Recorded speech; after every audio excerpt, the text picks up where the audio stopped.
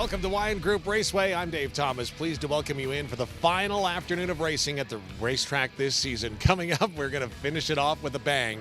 Well, actually, a lot of bangs.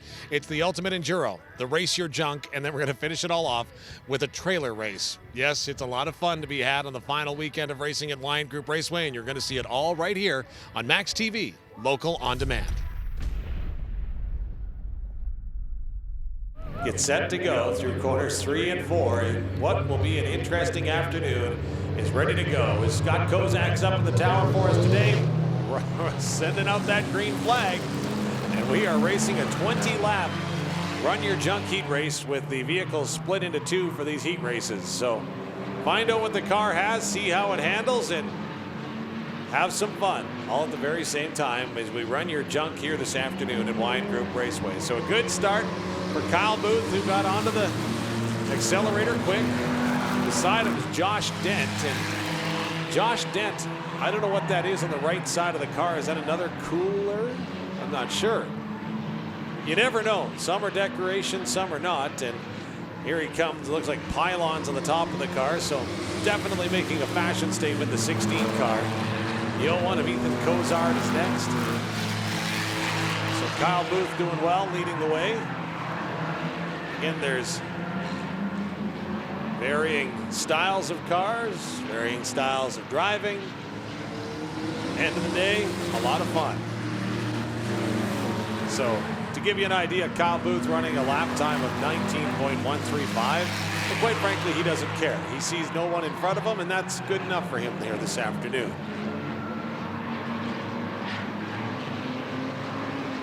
So also in the flag stand, the flag assistant up there, I believe, is Nicole Sheepkai helping Scott Kozak in the flag stand. Best vantage point of the track, perhaps. The cars continue to turn. Yet every time you hear something squeal or squeak, you got to take a look and see what you know or what you see. And what turned into a beautiful afternoon for racing is it sounded like we could get about a ½ inch or so of rain today. And right now, looking at the Environment Canada radar, looks like that's going to hold off until maybe late this afternoon. So we'll have to see if we get everything in before the rain flies. But end of it all, rain might help.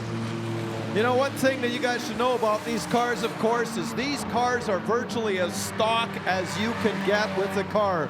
There is no suspension modifications allowed on these cars. Basically, they have minimal safety equipment, a piece of pipe behind the seat in case you roll over, grater blades on the driver's door of the car in case you get hit, glass is knocked out, and there you go. You've got a race car. Wow. So what is the difference between a car that'll be competing in the Run Your Junk and then the Enduro that's coming up a little bit later on? Now, the Enduro is a long-time race that's been happening with the Saskatoon Stock Car Racing Association for basically as long as it exists. They are, I would kind of term them, they are a race car. They've got a full racing cage. They're more like your old Thunder stocks and your street stocks and things like that. So they are an actual race car. But these drivers in the Enduro cars, again, they just don't care. 24 car and the 81 come together as they were coming out of quarter number 4 into the front straight. Is 24 car having a couple of handling problems as Anthony Thiessen, but you'd expect that as we run your junk here this afternoon. But yeah, not a lot of modifications have been made to many of these cars. I still don't know what that is on the car with the cones. I'll see if I can get into the pits and find out later if it's just a decoration or it's some kind of an intercooler, or maybe it's his turbocharger sitting out top. I have heard of that, having your turbos sitting out there, and I think that's actually maybe what it is. I wonder, yeah, I wondered as well if that wasn't it too. Is the cars in the back straight, go 3 wide, little bumping and banging. There's the 24 car. That is Anthony Thiessen again. So Anthony's been in the mix here when it comes to some of that rubbing and stuff that's been happening. 8 laps left to go.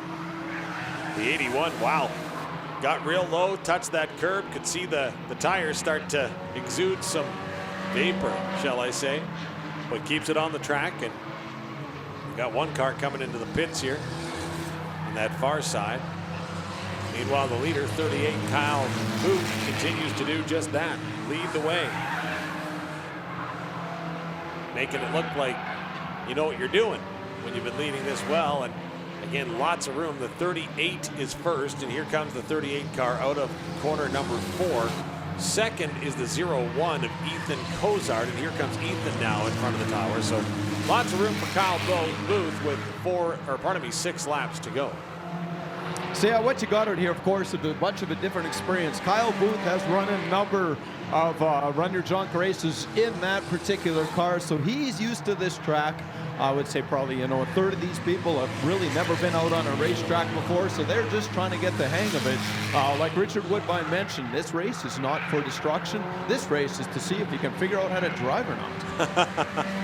Yeah, and a few drivers, I'm sure, are in that steep learning curve at the moment, if you know what I mean. Well, I am near that car that pulled into the pits, and I'm going to walk away from that car that pulled into the pits because there is copious amounts of steam coming out from under the hood. I think I know what's wrong. It might be a little too warm. Yep, you can see the steam coming from here. So, yep, that'll be a problem. 3 laps remain here in the first heat race for the Always Towing Run Your Junk, Race Your Junk, as the 93 car is having some problems over in corner 3. 65 car just pulled into the pits. He's got a right front flat tire. And I saw that one coming when that one rubbed up against, and now we've got the car cutting through the grass, going to get into the pit area with 2 laps to go.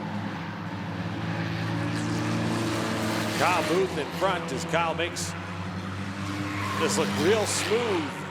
It's almost like the car is set up for this track. As Kyle going to come on the inside, take the white flag as he goes by that 51 car. And he'll zip through corner number 2, make his way down the back straight. The 38 car of Kyle Booth getting set to come across the line, and as Kyle does, takes the checkered flag, and the 38 car of Kyle Booth going to take the first checkered flag in the Run Your Junk heats. Always Towing, proud to sponsor the Run Your Junk here at Wyant Group Raceway, and that 38 car is sponsored by Anytime Towing and DM Auto. So Kyle Booth takes the first checkered flag of the afternoon. So a few things to mention. If you've got an FM receiver on, you've got an FM headset, you can actually hear Dave and myself if you really want to. 103.9, we do have our own FM transmitter, so 103.9 on the FM band, and you can actually hear us. Secondly, if you look up in the corner, you will see the positions of the top 5. Every one of these cars that are running out here today has a transponder placed underneath it. That's how we do our car counting here for all the racing that happens at Wyant Group Raceway. There you go. And that's how we follow along. So we'll get set for the next group of cars to take the track for their next heat race.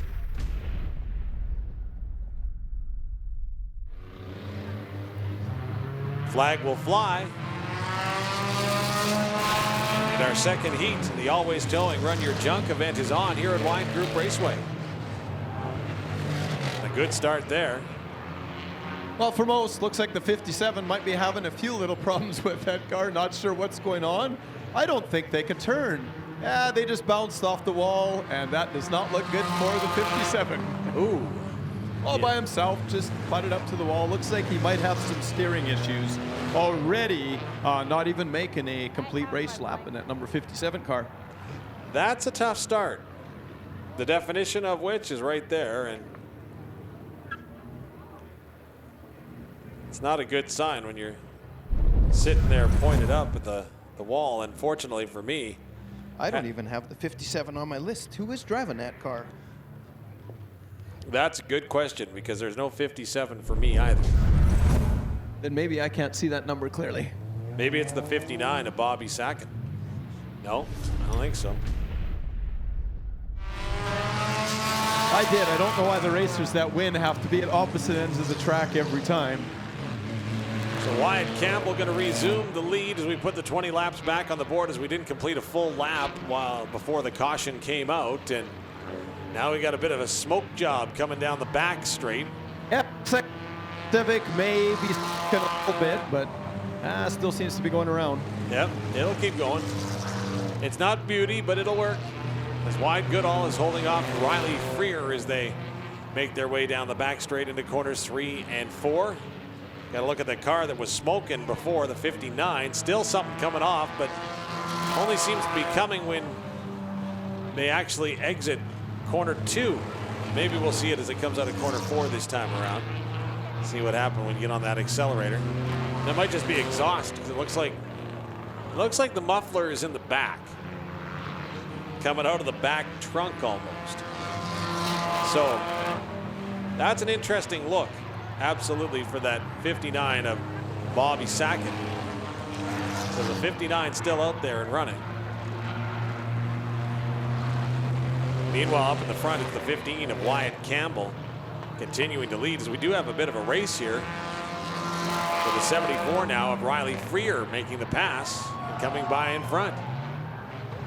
And now we've got a car, well, a little spin, and, well, the 13 able to turn and get back going again. So the 57 was being driven by Kyle Lazonsky, and it looks like his front wheel pointing a couple different directions, so I think he might have lost the tie rod end of the car, thus losing steering. Ooh, that explains a lot, doesn't it? You know what? It was sure better that he did that there before the race got up to speed, though, because that was what I'm going to call a mild impact with the wall, which you don't hear very often out here. No. Well, Lucas Vertuck out of Hanley was driving the 13 car, well, still is, and had that problem with the turn, shall we say. But the 007 car, I'm not sure what the heck is on the back of that car now, but it's hanging on. So lots of things happening, and at the end of it all, it's the 74 car that continues to lead the way, that being Riley Freer out of Regina. The 74, then the 15 of Wyatt Campbell, then the 95 of Hunter Goodall, and the 7 of Lincoln Goodall, and then the 22 of Chris Tetlock. I think the 59 car and a little Honda Civic might have just figured out that you do not tap the brakes mid-corner in a front-wheel drive. Otherwise, it's going sideways. Well, that's one of many lessons that 59 car might be learning. It might be one of those old classic cars. You know, the ones that we used to have where you'd have to go ahead and check the fuel and fill up the oil? Well, something like that, exactly. You know, I remember I used to run a junior car out here some days with some of the juniors in with me, and the car used to smoke a whole lot. And I remember once I got an announcement from the tower. They says, "Todd, your car is not smoking anymore. You may want to go in and check the oil." Fair enough. The leaders continue to rumble. The 74 of Riley Freer going to make a move on the 13 car of Lucas Vertuck as they go into corners 3 and 4. Vertuck kind of gets stuck behind some slower traffic. And Freer is able to make way on the outside and get to corners 1 and 2 first, with 9 laps remaining here in this second heat race in the always towing Run Your Junk. So we'll go 3 wide into corner 3 on the far side of the track, but escaping it all, here comes the leader, Freer, going to come by in front of the tower. Stay nice and tight to the bottom of that corner 1 and then swing around corner 2. You see the 007, Todd? What is that? Is that the bumper and something else hanging out? Yeah, I think that's what was supposed to be left on the back of the car. So yeah, it's his plastic bumper, the metal guard that's underneath it, all the stuff that's supposed to be theoretically bolted to it. Yeah, it's kind of still there. Well, something came off in corner 1 as we've got all kinds of debris there. Now it's an obstacle course where you've got to avoid it as best you can, and it looks like the 22 car, using my spotty senses of Chris Tetlock and matching color schemes, it looks like that would be his bumper in corner 1. We just keep rolling. 6 laps to go. Oh. Not a lot of these drivers have spotters, so they need to be aware on their own that there's debris in corner 1. Just saying. Oh, it looked like the car that lost it all was going to go and pick it up, but we're okay. So Wyatt Campbell has taken over the lead from Riley Freer. And 007 trying to spin that orange car. He got him sideways in entry. He's bouncing off the number 15 down the straightaway. This guy is going to make some interesting stuff happen. Oh, and there he goes up high. I think he just ran over his own garbage. Oops. So lots happening in between corners 3 and 4. It looks like a lunch bag is there, so somebody took some food along with them. You know, it is a long heat race, so why not? And now, oh, a smuck coming down the front corner. Yeah, the 22 decided that he was going to go. Oh, no, okay, I think he might have lost some steering. That was a hard hit in corner 1 up into the wall. I'm sure he felt that one, and I know for sure the car did. Absolutely, that is a tough break. We're going to have the caution come out this time and make sure that everybody's okay, because that was a hard hit in corner 1. And when you're going up that bank at that kind of velocity, wow. Yeah, Chris Tetlock, I believe, driving that number 22 car, if I'm not mistaken. Yeah, 22 was coming out of corner 3 and 4, got up high, touched the wall coming down in front of the tower. You know, and what I'm suspecting is when he first hit on corner number 4 here, he might have either broke his tie rod or knocked his toe out or did something, because he had no steering when he came out down this front straightaway and into corner number 1. So. No, that's right. And again, no steering at all. And I get a replay in front of me. And again, he hit the wall coming out of corner number 4 up high. And you could see the carom start to take him towards the infield, bounced off another car, and then back into corner number 1. And that's where you go up high. And again, you could see trying to brake, trying to steer, trying to do something, and just nothing happening as that car slams hard into corner 1 and comes to rest on the wall on the back straight. I'm just going to make sure everybody's okay. They've already got the car in the hoist. Hopefully driver's okay. You know, I'm going to suspect that by the looks of it, he actually deactivated the airbags in that car, so that was probably a good thing. Oh, some of these cars would have, well. A lot of them have them, and I've seen a few blow off out here. Guys will forget to deactivate the airbags, and have seen a few blow off out here in the past. So just down here with Chris Tetlock. Chris, explain again exactly what happened out there. I was running pretty good laps, and then I got hit kind of in the midsection on the driver's side, threw me into something I couldn't save, went into the wall. Nothing you can do. Right. And how you feeling? I noticed you are running a 5-point harness in this car. You feeling a little sore in this one, or that was a pretty hard hit? Oh, no, I'm good. We're just going to get it fixed up. Run some. Oh, that'll be awesome to see. Good luck.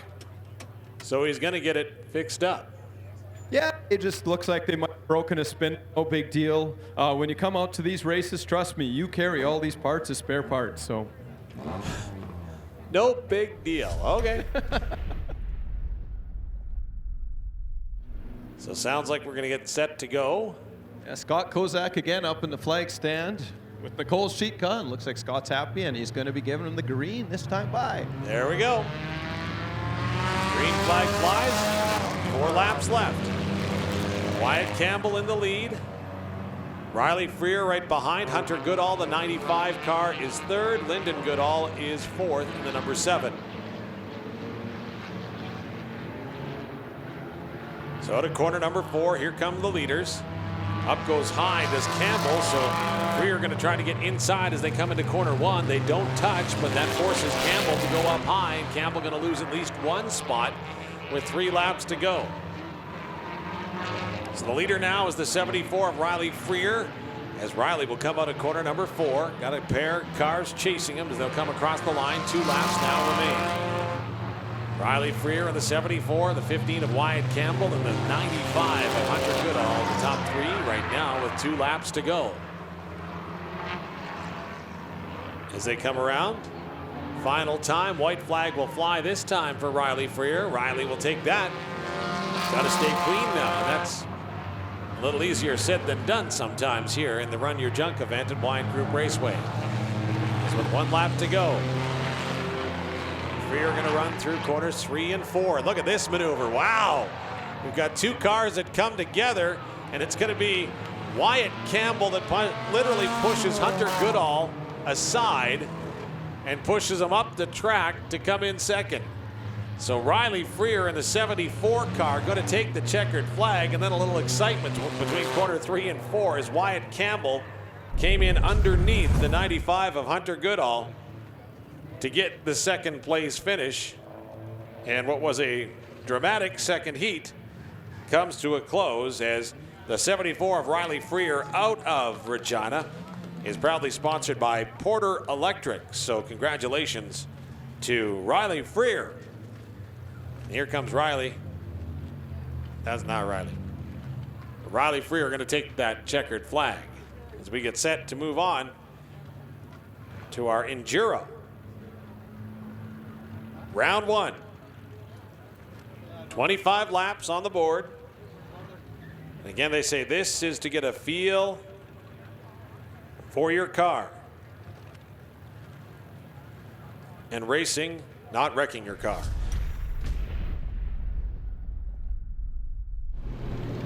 So get set to go, racing here in the cashforrex.com Enduro heat race. Already a bit of a blue puff of smoke as they come between corners 1 and 2. And high up on that back wall, the 79.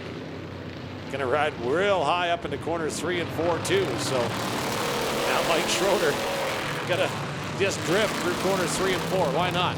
Meanwhile, at the front is Aaron Ratzlaff in the 99 car. Next is the 12 of Brian Karwacki. So car is going to run 30 laps here in their heat race. Lots of smoke coming off the 47 on the backside there. It's now making its way out in front of the grandstand. And again, taking care of pest control at the track this afternoon. 47. Leaders come by the tower in the 99 of Ratzlaff, followed by the 12 of Karwacki.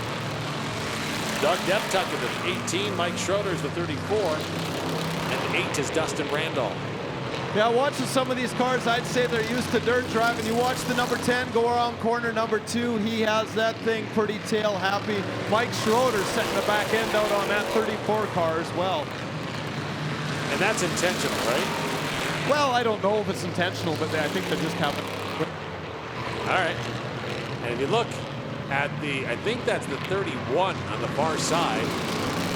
As it goes into corner 3 and 4 right now, you can see that hood just flapping away in the breeze, you know? And it gets more air every time around, it seems. I guess they remembered to do one of the hood pins at least. Yeah, that's right. You're batting 500. What more do you need? Cars come out of corner 3 and 4, and Schroeder again just continues to swing that car around. We got the number 10 decided, I think, that he is going to see if he can snap that car around coming out of corner 2, and he holds the pack back, but everybody was able to avoid him in that number 10 car. Wow. That was Chad Wehaj. But he was able to get going again. Not going to slow down by any means. 23 laps here remain. The leader continues now to be the 12 of Brian Karwacki. So Brian out of corner number 4 right now. Look at that 10 car, or is that the 18 of Doug Deptuck? Yeah, that's an 18. Yeah, Deptuck with a quick car made a good move on the outside of Karwacki, and Schroeder looking to do the same as they go down the back straight. As that 10 car looks like it's going to come in and get checked out in the pits. Meanwhile, the new leader is the 18 of Doug Deptuck, followed by the 12 of Brian Karwacki and the 34 of Mike Schroeder. Almost 10 laps in. Deptuck going to come out of corner number 4. 20 laps to go. Schroeder going to try Karwacki as they go into corner 1 and 2. Schroeder up high. Karwacki down low. They'll continue to run down that back straight. And again, Schroeder up high. You can see that puff as he almost hits the brakes ever so slightly between corners 3 and 4, and then just skids around corner number 4 down the front straight. Meanwhile, that 55 car, Russell Smith, trying to hold off the leader, 18 Doug Deptuck. Russell going to pull up high. As the work that was done on the car seems to be working, but the handling isn't quite there just yet, if you know what I mean. The corners, but he certainly doesn't seem to suffer in the straights. Nope, not at all. And now he's going to be right up real high into corners 3 and 4 as the leaders slip down underneath. Now going to swing by in front of the grandstand. That's the 18 of Doug Deptuck, and the 12 of Brian Karwacki is now that car that was smoking all kinds of something. The 47 of Dayton Van Meesen is going to. You know you're in trouble, and I don't see much smoke coming out of that car anymore. So. No, you're right. Absolutely right. So Deptuck going to make his way down the back straight. Opening up a bit of an advantage now as that 10 car that smucked the wall earlier is back out on the track. So quick repair of whatever was ailing it, and away they go. Deptuck well out in front. Has a 4.5-second lead on Brian Karwacki. Then it's Mike Schroeder next. As Schroeder trying to track down Karwacki in a race for second as the two cars will steam over towards corner number 3. Slower car is going to move up high as Schroeder looking to get around Karwacki. Going to go up high as Schroeder follows that slower car and then will dip down towards the inside where Karwacki is running. Meanwhile, out in front of it all, running nice and clean is Doug Deptuck. Here comes Doug right in front of the grandstand and the flag tower with 13 laps left to go. The battle for second and third now comes in front of the grandstand. Car that we have got a certain serious cooling problem. There's quite a puddle of water underneath this car right now, so I think that he might have just gotten that thing a bit warm or is running out of coolant. Take your pick. Both are distinct possibilities. That'll be up to the crew to determine. So 12 laps left to go as we await the leader who's going into corner 3 and 4 right now, the 18 of Doug Deptuck. So again, here he comes now with the hood almost completely up now on the 31 car of Sean Wehaj. He's just going to ride up high and allow Deptuck to get by down on the inside. Battle continues, but on that far side is Schroeder going to try to go in between two cars. Look at that. Schroeder goes between the 55 and the 8. Dustin Randall and the 55 of Russell Smith. And Schroeder, showing no fear, gets by Brian Karwacki. Simply, he found a little bit of room, and he made some more as he went between those two cars. At full speed. Typical statement regarding Mike Schroeder. Mike Schroeder, no fear. Yeah, those words definitely go together. Yep, nothing there. As he saw an opening, and he absolutely took it. As Doug Deptuck continues to lead the way. Mike Schroeder in the 34 car, who you see with a passenger. How would you like to be the passenger and you see this happening in front of you? Yeah, I think you'd be saying a few choice words. He's going, are ya sure? Uh-oh, and now we've got a tire bouncing up on the fence, and we've got a car off the wall. And that's not a good thing. And that hood of Wehaj that was coming up is now off, and the tire is rolling down pit lane. And actually, I believe that's the number 6 that is sitting on the corner. Wehaj's hood is still good at the 31. So the number 6 is Trevor. Oh, it is Trevor Wehaj. Okay. And just lost the front tire going into corner 3 and 4, all by his lonesome. The tire comes off the front of that car, and we've got some fluid leaking out of that. Chad Wehaj going to check and make sure that everything's okay in the 6 car of Trevor Wehaj. And that was a hard impact when that tire comes off.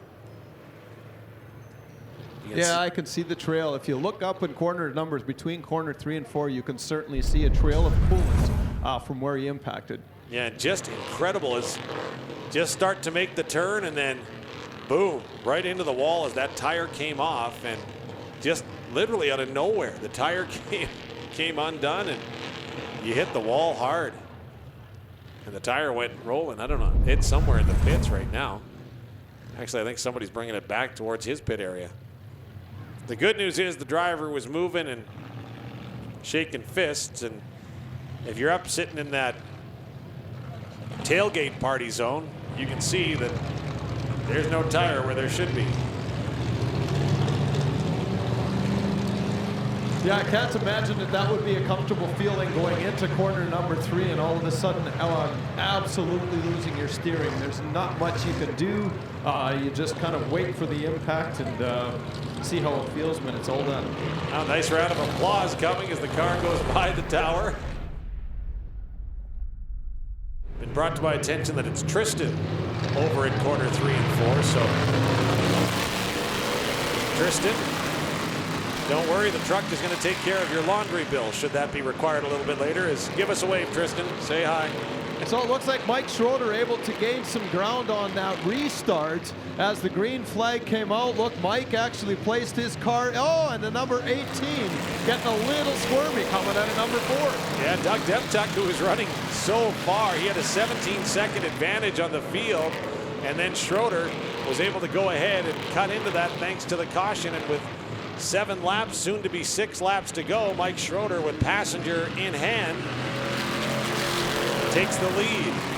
I'm going to guess that water that's at the exit of corner number 4, if you watch everybody exit 4 when they come around, they're all sliding a little bit. Look at that streak of water slash coolant and watch these guys come around that corner. Those tails get a little happy. Yeah, drivers you can see starting to make the adjustment. The number 12 of Brian Karwacki. Brian's a veteran. Brian saw that. You can see him let off the accelerator ever so slightly so that he wouldn't have that happen to him. As Schroeder comes by in front of the grandstand with 4 laps to go, Doug Deptuck has actually turned quicker lap times than what Mike Schroeder has. So we're going to be in for a bit of a race, albeit race your junk. These 2 cars as Deptuck gets right in on Schroeder, who had to slow down between 3 and 4, but then is able to accelerate while drifting out of corner number 4 down the front straight. 2 cars going to corner 1 and 2. Schroeder going to take the advantage back into corner 3 and 4. Going to run into some slower traffic. Deptuck decides he's going to go way high. Unfortunately for Deptuck, that's the wrong route. And that allows Schroeder to put some advantage and distance between himself and the 18. So the 34 of Schroeder going to drift real high. Can Deptuck get inside? Deptuck will. So Schroeder and Deptuck going into corners 3 and 4. They make contact. And now Schroeder going to try to find the white flag, and he does. Schroeder does a nice job as the 2 cars came into contact between corner 3 and 4. And now Schroeder going to try to stay in front as he comes out of corner 2, drifting away yet again. But it's something that's been working for him, so why change it? Puff of smoke as he goes into corner 3, but now going to come out of corner 4. Can he hold off Deptuck? And yes, he can. Mike Schroeder with a special passenger. Gonna have to hit the binders as we had the 31 car turn around in between corner 1 and 2, and now Schroeder gonna take his passenger and say, hey, this is what a victory lap is like. And you can see big waves. Even though there's helmets, you know they're gonna be smiling, and Schroeder's gonna stop right in front of the grandstand and say hi. Give him a big wave, the 34 car. Mike Schroeder.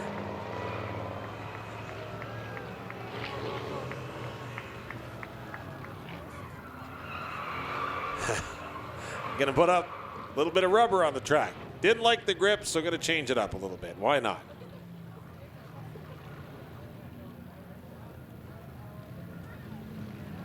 So Mike Schroeder in a good looking race takes the checkered flag. See if we can find the details on the sponsors for that 34 car. I'm sure Mike has a few. Fortunately, none of which are going to come up. So the 34 car, Mike Schroeder, going to take the checkered flag here in the Run Your Junk heat race. Well, I'm going to read the car here, and I see B&B Exteriors is a big one. Amjad's Auto Big D is another one. Extreme Transmission. I'm just going to read off the car if they're valid or not. Always towing in the back. Those seem to round the sponsors that are written on Mike Schroeder's car. You know what? I don't think I'm going to talk to Mike this time around. I think you got to talk to the passenger. I'm going to. Absolutely.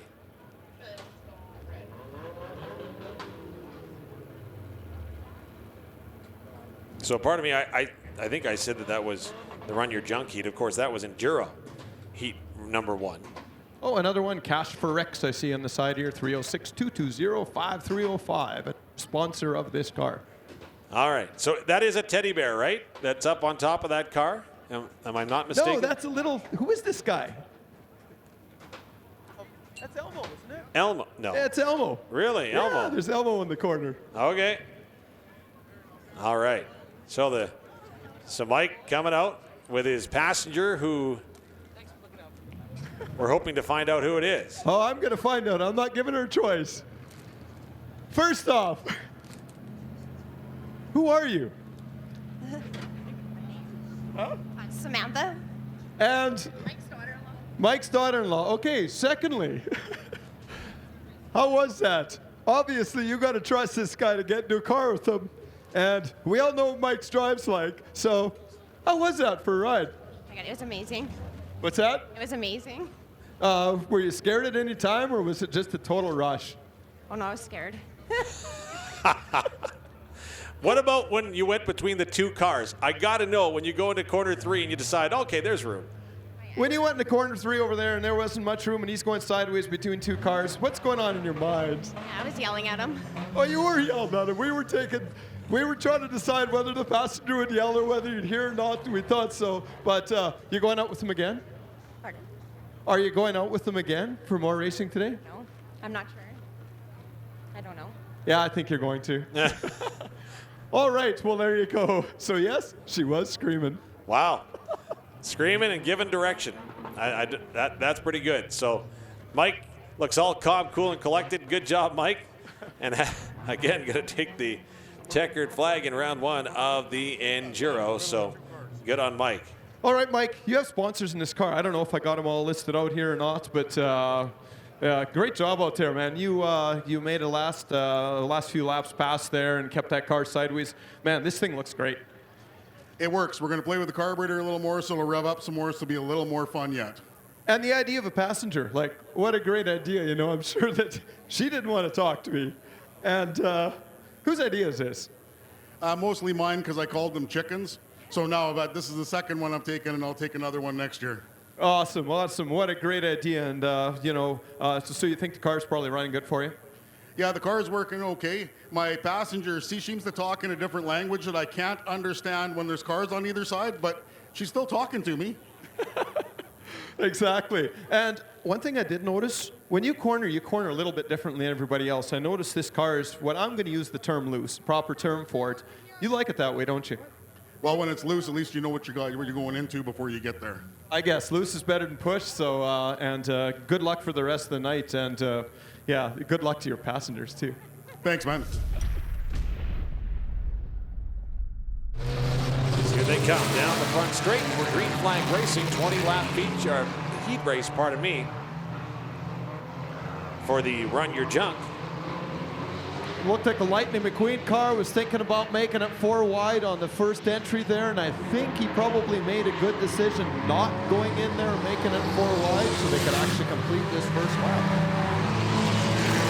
The 81 car, Brian Kubica, got really loose going into corner 3 and 4, and again, some of the cars sliding around the corners as Kyle Booth takes off in front and opens up a bit of a lead over the 77 of Matt Svensson. Lyndon Goodall, Riley Freer, and Anthony Thiessen, the 774 and 24 cars, are bunched together as they come in front of the grandstand and now into corner 1 and 2. There's the leader, though, Kyle Booth, running that 38 car. Of course, he took the checkered flag win in the first heat race that these cars rode on the track.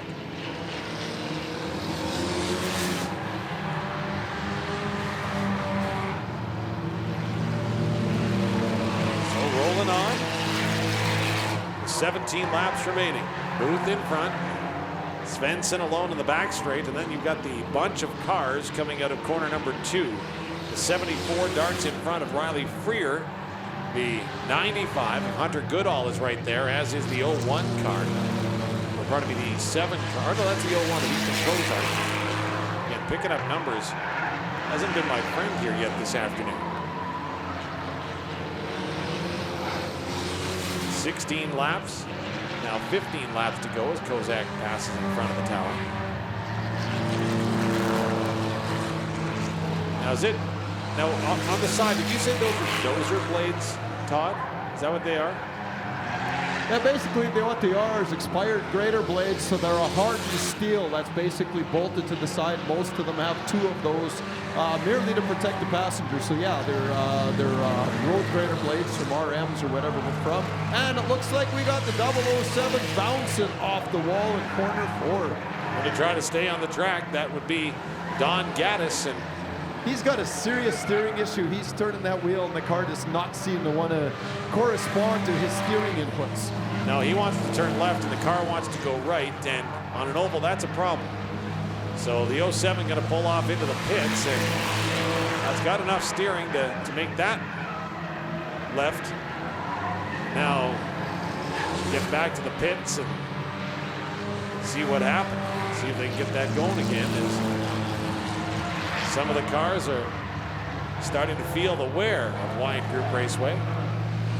As Kyle Vogt continues to lead as he comes out of corner number 4 now. Passing by the grandstand, 11 laps remain. Kyle Booth, the number 38 car. Going down the back straight, coming on some slower traffic. That would be one of the 51 cars, I believe. Even is, they come by in front of the tower. Booth with 10 laps to go. 34 continues to slide around the track and just trying to find some traction, and that's Anthony Thiessen, the 24 partner. Again, Thiessen going to take out some grass this time. Now going to head up toward the top of the turn, but able to escape it or recover from it and get back going and racing, and is now going to go back on the inside of another car as the 24 car. Going to make your own path, apparently. Meanwhile, it looks like we've got perhaps a flat tire on the number 7 car as it goes between corners 1 and 2. The 007 car down here, he's definitely got some steering issues. The toe is going from a little bit to a whole bunch, depending whether he's going back or forward. And I believe the low ball joint on that car is broken right now. So they may or may not have spares, we'll see. But that's what's happening with the 007. And meanwhile, the other 7 car has come into the pits as well. That's Lyndon Goodall. As again, looks like it's a flat tire as they'll make their way into the pit and get a little close to some of those vehicles that are there. Meanwhile, the leader, Kyle Booth, just past the grandstand now, coming out of corner number 2 as we speak. 6 laps remain for Kyle. You see he'll pass that 93 on the back straight and then make his way into corner 3 and 4. Kyle has done this before and is running very, very clean lines. Maybe not the cleanest that he would prefer with some of his other vehicles, but still doing a nice job in handling that number 38 car as he'll come out of corner number 2 now. Have to get by the 24 and the 81 of Ryan Kubica and Anthony Thiessen, respectively. 4 laps to go. Cars will take care of some grass for us as sliding down low as the 81 and trying to recover and miss that back wall. And I know I say miss, but no pun intended by Kubica, as now between 3 and 4, the 2 cars are going to come together, that being the 81 and the 24 Thiessen. Yeah, Kubica seems to be having some problems with that number 81 car. I'm not sure. He is a seasoned drifter, but he seems to be able to want to do the right thing with that car. I'm not sure what's going on with that thing, but he's certainly having some handling issues. For sure. So 3 laps to go. The leader comes by in front of the grandstand, and there's Kubica again. Almost clipped the wall right in front of the grandstand and then had to recover just to keep it on the track as they came down the front straight. 2 laps to go. I think it might be the whole drive theory that's messing with Kubica's head. I'm not sure. Now a caution flag is going to come out as we've got a car, and that's the number 93 up way high in corner number 4. Jennifer Clacy in that car. So not sure if there was contact or not, but it doesn't look like the car is going to want to go, or maybe the car just decided it wasn't going to go anymore. All right, so get the cars lined up. Here comes the green flag from Scott Kozak up in the flag stand. We get set to go. It's Kyle Booth, Hunter Goodall, Matt Svensson, who was in the pits, is coming out now with a tank full of gas. Ethan Cozart, Riley Freer, Ryan Kubica were the order prior to the caution.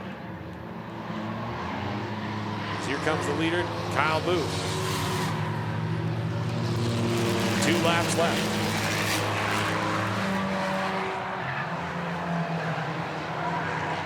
Booth well in front, and everyone else is just kind of getting the feel of their car, which is what exactly you're supposed to do. That 01 Ethan Cozart has got a bit of a charge into it, albeit a high line that they ran there, but still get the job done. Hunter Goodall, the 95, though, was able to escape inside as the white flag is out. Look at that 24 car. Now we've got cars turning the wrong way between corner 1 and 2.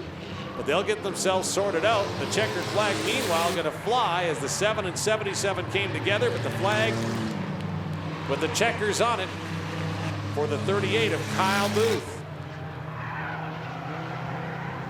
As puff of smoke comes up on that backside, but Kyle is in some familiar territory here. Going to take the checkered flag and going to take a wave of the grandstand as they come by.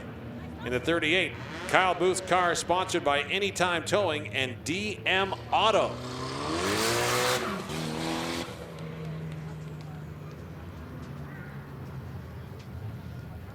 So there goes Kyle, second heat of the Always Towing Run Your Junk. So yeah, sitting at the 93 car, and the front tire on the right front corner looks very, very shredded. So that's what happened with that car. Fortunately, she was able to keep it off the wall and react in time. And yeah, so right front tire, fairly important that it still holds air. Well, this one's not holding air no more. Oh, okay. So they'll get that back on the track. So some good news, I guess, to a certain degree. If you're going to wreck, a flat tire is not a bad thing to have happen. No, for sure. So the work in the pits today is paramount, seemingly, as it just may never end.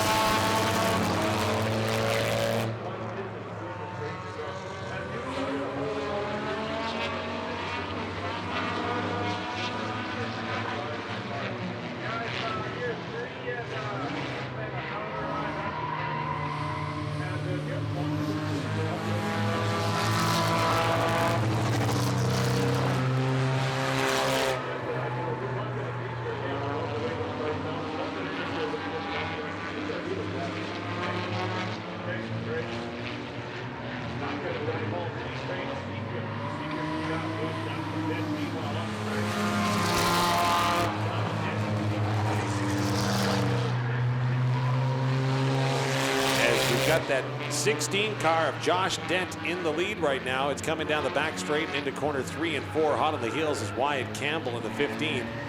I still don't know if that's a cooler or if that's just a declaration. And I still have to be on a mission to find that out, don't I? Well, I didn't want to say anything, but just saying. So Dent going to continue to lead, but again, he's got company with Wyant Campbell right there, and Randy Kacher is next. The cars are going to come out of corner number 4. Real high corner there for the 16 of Dent, and that's an opening for Wyant Campbell, but Campbell can't accelerate quick enough down the front straight. Now, again, going high is Josh Dent. Is Campbell going to get down on the inside as they go down the back straight? As Dent almost living up to his name, almost bouncing off that back wall, I'm going to say that where he's running that car, he's got what I would call a serious push. Yep, there's a lot of that, and now Campbell is able to just go ahead and get in underneath the 16 car to take over the lead as they headed into corner 1 and now down the back straight into corner 3 and 4. It's the 15 of Campbell, and again, look at that car. Dent way up high between corner 3 and 4. Had to really steer out of that one as, well, you can see the car swaying both directions, and those pylons on top, you know, aren't helping the aerodynamics or the steering, but he continues to roll. The leader, though, coming out of corner number 4 now, is Wyant Campbell. Going to make his way in front of the tower is Wyant. The 75 car of Mark Hebig. Looks like it's having an issue or two. We're going to keep going anyways, as it doesn't look like it's got a lot of power to get around the track. There goes Josh Dent now in the 16 as he comes into corner number 4. Again, it's been an adventure every time that car corners thus far. As Campbell leads, looking for an opening to get by Megan Borson. Borson going to pull up, Campbell going to go down low. So Campbell, Couture, Dent, Kidder, Borson, Furtuck, and Hebig. They come by in front of the grandstand. The leader is Campbell. And again, we've got another Dent collision with the wall. And it looks like Dent just lived up to his name and bounced off that wall in the corner. A little bit of overcorrection. Finding out it's really bumpy in the grass in front of the stands. Wow. That is something you don't see every day, folks. Wow. Apparently, Mr. Dent isn't that enamored with the work that we do on the grass here, so wanted to take a swipe out of it himself, and he's going to get back near the back straight and do everything you can to get that car just to run long enough to get it down into the pits again. Then you can see unbuckling right now. It sounds to me like it was perhaps the seat belt that came undone, as the caution flag is going to come out with 9 laps to go. Wyant Campbell in the lead. So perhaps the seat belt came undone. And so going to get that done up again. Probably stop to send a text message too, as that's the only safe way to do it, by pulling over. So, you know, have Facebook notification, probably had something on Snapchat open up. You want to deal with that when you're not busy, right? Well, exactly. Undo your seatbelt and check this stuff out because you heard your phone ringing in your back pocket. Absolutely. Yeah. Normal things during a race. Well, and I had a great look at it, is coming out of 3 and 4 again, just spraying away and trying to keep the wheels on the track because those front wheels were pulling hard, and came into contact with the wall, then caromed down towards the front wall, and then got going on the grass. And that's when the fun began, as you go up over top some of those bumps on the grass that weren't really that apparent until now. And it's funny, on the back of that car, it says baby on board. There's only one driver, and gonna get the heads up and the thumbs up in the pits, so make sure that he's okay.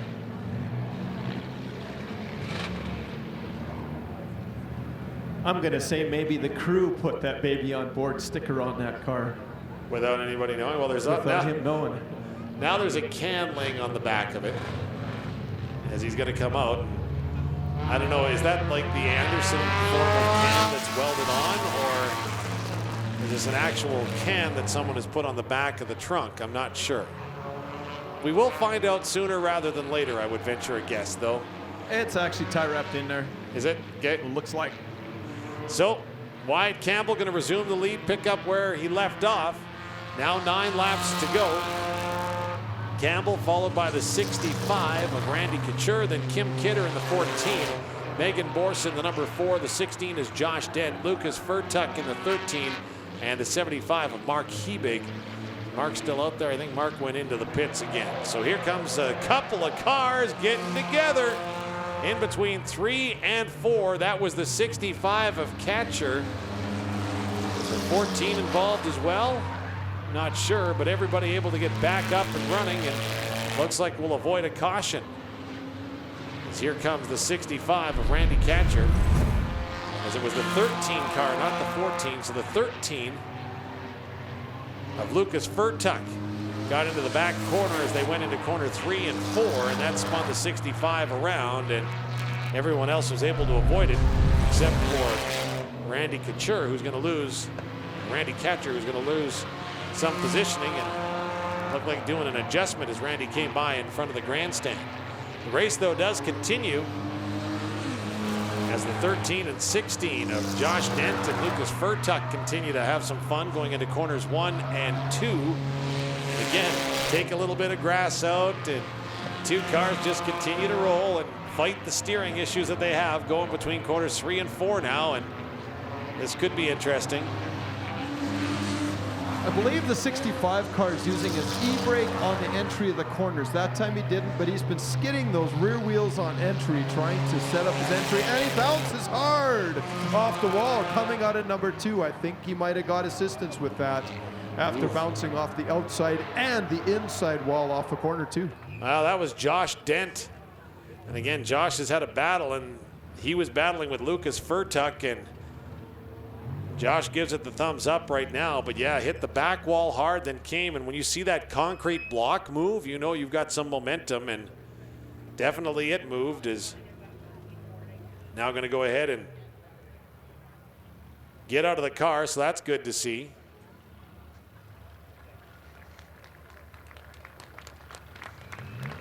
Josh will walk away.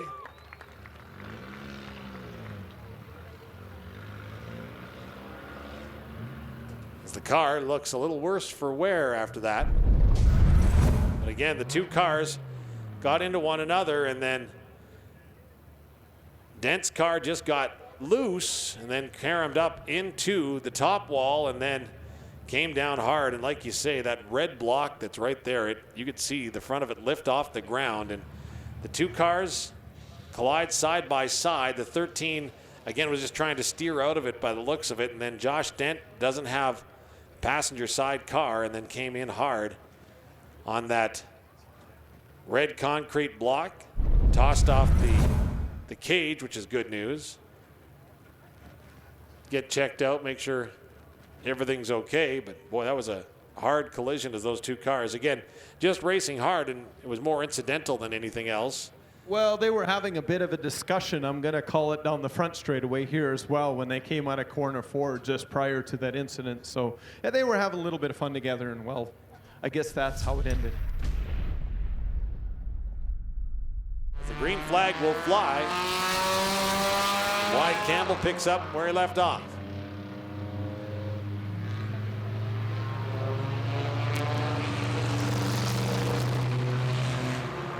The 15 of Campbell, Kim Kidder in the 14. The 65 is Randy Couture.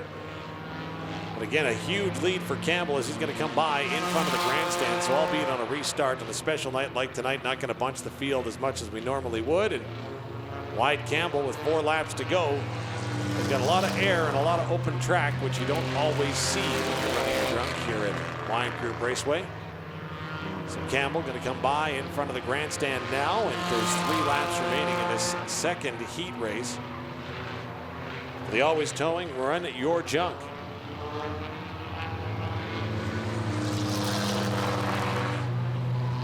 So Campbell continues. Now the corner 3 and 4 cleanly. This time by the tower, we'll have 2 laps remaining. Kim Kidder in second place is about a half a lap behind. Here comes Kim. Campbell now into corner 3 and 4. Going to come up on some slower traffic here. But we'll take the white flag with 1 lap to go. So number 13 put the black flag, and he pulled into the pits and came and asked me, did he get it? He says, well, they had a rolled up flag. I said, well, if it's rolled up, it's just a warning. So go back out, I guess. Yep, just a warning. That was what I heard. So here comes Wyant Campbell in the 15 car, going to look up, going to see the checkered flag in the tower. And Wyant Campbell going to take that second heat race and take the win here on Run Your Junk Day at Wyant Group Raceway. The number 15 of Wyant Campbell, sponsored by ARCEE Construction and Anytime Towing. So congratulations to the 15 of Wyant Campbell. Just down here, try and get to work here. Josh, you're living like exactly what happened. Looks like the car was pushing like a dump truck out there. Yeah, she moves pretty good. I just wish that wall wasn't in the way there. Oh, really? You guys were getting together on the front straightaway, and it looks like in the back straightaway you got a little more together, and it looks like the car is not coming back out, or is it? We're gonna do some welding, see if it holds together, and we'll see how it goes. And how are you feeling? That was a fairly hard hit. I'm feeling great. Let's go. All right, well, there you hear it from Stent. He's ready to go back out there. All right, and gonna do a little welding. So it's all on in the pits today. Absolutely. So see if they can get that car out, and that's good on them. As the green flag flies, and here we go. Ratzlaff gonna get to the outside first and tried to get inside on Randall, unable to do so. And look at that car on the outside. We go 3 wide down the back straight and into corner number 1. That's the 18 car of Deptuck. Didn't want to wait around to see how this was going to end up. Keeping these cars tight. We're going to try 4 wide in the corner 1. Now make it 3. And there's almost enough room for them in there. Wow, Dustin Randall in the 8 was right in the middle of those 2 cars, but able to stay right there and enjoyed it. So stays on the track, and away we go. It's a 30-lap heat race here for the Enduro cars. Again, an opportunity to learn the car before we get into the actual feature race that'll come up a little bit later on. But now it's Doug Deptuck in the lead, Mike Schroeder right behind. Aaron Ratzlaff in the 99 is next, followed by the 12 of Brian Karwacki. They come by in front of the grandstand. The 18 of Deptuck into corner 1 and 2. Schroeder, who won the first heat race, is right behind with his daughter-in-law to his right in the passenger seat. Got Aaron Ratzlaff now coming into corner 3 and 4, just behind. You can see them just at the top of your picture, and now as we slide shots, you can see them as they come down in front of the grandstand. That's the 99 of Ratzlaff, the 12 of Karwacki. Trying to find room on the outside is Tony Mickelchuk. 3 cars going to continue to battle as they race through corners 3 and 4. Now come down the front straight. Again, you can see those cars get a little loose all the time over the corners, but they continue to battle.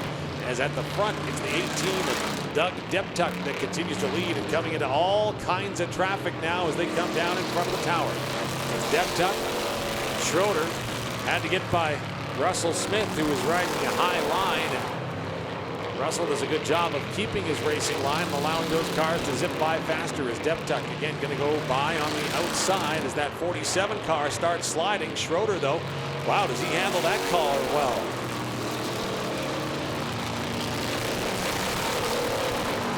They keep sliding by and keep racing. Just took a look at the radar to see whether or not these races would be, what's the word I'm looking for, enhanced by some wet track conditions. Looks like the moisture has kind of spun its way away from the track. So taking their lead from the cars, if you will, is Mother Nature today. 22 laps remain.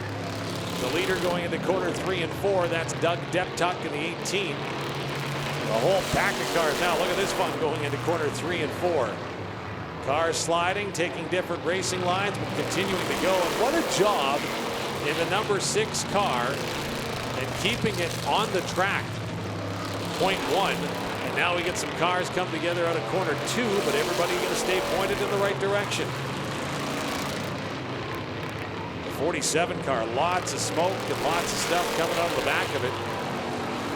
That's Dayton Van Meesen. Not sure that would pass air care. Parts of the country that have to get exhaust clearance before you get insurance, but here it'll work. There's the leader, 18, Doug Deptuck.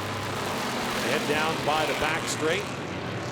Now into corner 3 and 4. Going to come upon some slower traffic that's kind of weaving in front of him as he comes by in front of the tower. 18 laps left to go. Mike Schroeder is next. The gap between the two about 1.6, and now that 99 car going to pull into the pits. Deptuck seems to be able to put that car wherever he wants on this track. I'm watching him enter. He can enter high, he can enter low. He seems to have that car down to a science. When you look at where he puts that thing high on exit, certainly doesn't seem to affect his lap times at all. No, and that time you saw him go into the corner low and then ended up high. This time, again, has some slower to traffic to contend with as the 34, and Mike Schroeder is in second. You can see him handling his way through all that traffic as he swings by. 16 laps to go as Schroeder in the 34 car has a passenger, and then there's the 18 of Deptuck going into corner 3 and 4. Like you say, Deptuck has done a masterful job in setting up this Enduro car and is running well here. And building a gap on Mike Schroeder, almost 2 seconds worth. And actually turning some not bad times. He actually turned a 17.6 second time, which isn't bad. So that was a number 18. You say just ran a 17.6? 17.6, yeah. Yeah, that's a fairly good time for, especially for an enduro car. That would be typical of a mini stock time or a slightly slower street stock. And Mike Schroeder, not any stranger either. As Schroeder's running 17.837 has been his best time. His last lap was a 17.9, actually just a little quicker than what Deptuck was. Of course, he was going to make that adjustment to the car, see if he could get a little more power and see if he can find some more opportunities. And now that 79 car that they just passed coming out of corner number 2 has gone up high on the wall and looks like it's going to stay on the track or come into the pits. Don't come on into the pits on the far side. There's Deptuck into corner 1 and now over to 2 as Schroeder is behind. You'll see him come into the screen just as Deptuck exits going down the back straight. Deptuck into corner 3 and 4. Going to have some slower traffic and Russell Smith to contend with as he comes by in front of the tower. 10 laps remain here in this heat race. Yeah, 79 seems to have a problem. His right rear tire is definitely off the rim. That's that is a problem. That is the definition. Good job. As Deptuck going to come out in corner number 4 once again. In front of the tower. Schroeder has cut the gap though to 1.3 seconds. It was over 2 at one point. However, there's only 9 laps to go. Is that enough time for Schroeder to make up some time? As Deptuck came loose really awkwardly out of corner number 2 by the naked eye, and now he comes out of corner number 4 now, and again sliding around just a little bit more, something that he wasn't doing earlier on in this heat. Yeah, I'm saying something might be changing slightly with that car. He's either got a tire going down, something's definitely changing on that number 18. He is certainly not exiting the same way he was in the past.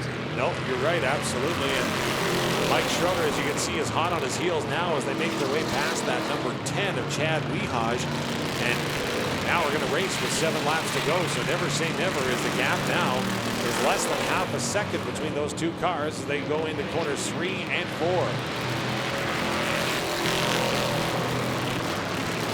Deptuck leading, but not near as much as he was over Schroeder.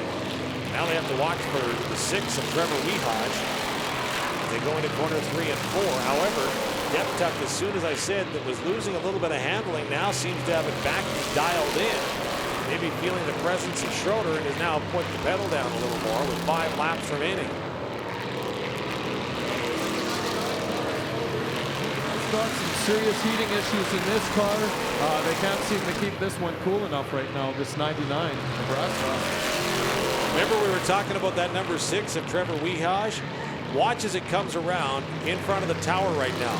As you can see, the back tire looks like it's like made of stone with the Flintstones, and now it just gives out and it's going to roll away too.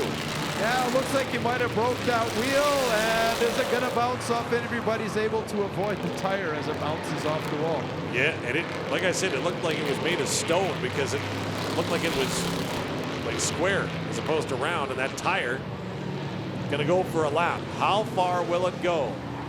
The over-under is halfway down the back straight, and oh, it's going to come up short. Only going to make it about a third.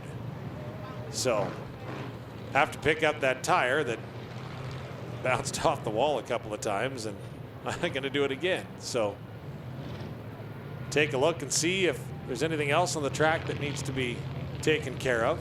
Yeah, by the looks of the center of that wheel, looks like the actual wheel itself broke, and I'm not sure if there's any damage to the car when that happens. Mind you, damage to that car is the slight underestimate, I guess, isn't it? Wow. And you could see it prior to that, it was bouncing up and down. As they pointed out to me up here in the tower, they said, look, watch the tire, it's bouncing. And then as he came by in front of the grandstand, you could see that wobble on the wheel. And again, a great look at it and a great shot at it is, again, it just comes free, right as it was going into corner number 1 and took a bounce off the wall, and then you start to see the sparks flying with that dragging the metal going straight onto the pavement here. And that's got to be an awkward feeling knowing you've just lost a tire, and I'll just bring it into the pits. It's okay, don't worry. We're all right. Just going to steer it in. You're there. Okay, good. Here I come. Don't worry. Probably could have stopped at a drive-through for a coffee. Everything was okay. Calm, cool, and collected inside that number 6 car. Green flag is going to fly, and here we go. Doug Deptuck is Mike Schroeder is going to now put in a charge. See if he can track him down. Use the caution to your advantage. Only 4 laps to go. Deptuck, though, got off to a real good start. Real clean line in the corner 1 and 2. Schroeder is going to swing his tail end around corner number 4. That's going to slow him down. Does he have enough to be able to track down Deptuck? On, and he should be out shortly. Wow. Under the heading of it looked worse than it was, maybe. And again, it couldn't have looked much worse as the leader Deptuck comes by in front of the grandstand. The 34 is chasing. That would be Mike Schroeder. 2 laps left to go. Deptuck, the leader, now down the back straight into corner number 4. Has some slower traffic to contend with. Can Schroeder use that to his advantage? As the white flag now comes out for the 18 of Deptuck.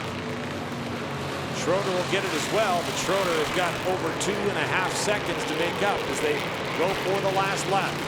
Deptuck. With Schroeder chasing in the 34. It's the 18 of Deptuck now coming out of corner number 4. Here comes Deptuck. Doug Deptuck to take the second heat race in our Enduro class here. Wyant Group Raceway. Doug Deptuck, proudly sponsored by Justin Morrison, Cactus Roofing, SCS, Superior Diesel Service, Monarch Exterior, and Deptuck's Exterior. Doug Deptuck running a real good race there. Fast car, had it dialed in, looked like it got away from him in the mid to late stages of the race, but was able to keep on it. And with that, was able to go ahead and take the checkered flag in our Run Your Junk second heat, our Enduro second heat here at Wyant Group Raceway. So going to take an intermission now, 20 minutes. And while we do, if you haven't got your 50-50 ticket, the jackpot now over $1,345 in climbing. So get your tickets now. They're available on the concourse level. Also, you can get yourself a cold beverage, something to eat, and enjoy. Of course, I remind you to stay physically distant as we are getting set for our feature races that are coming up in a few moments from now right here at Wyant Group Raceway. So hang on tight.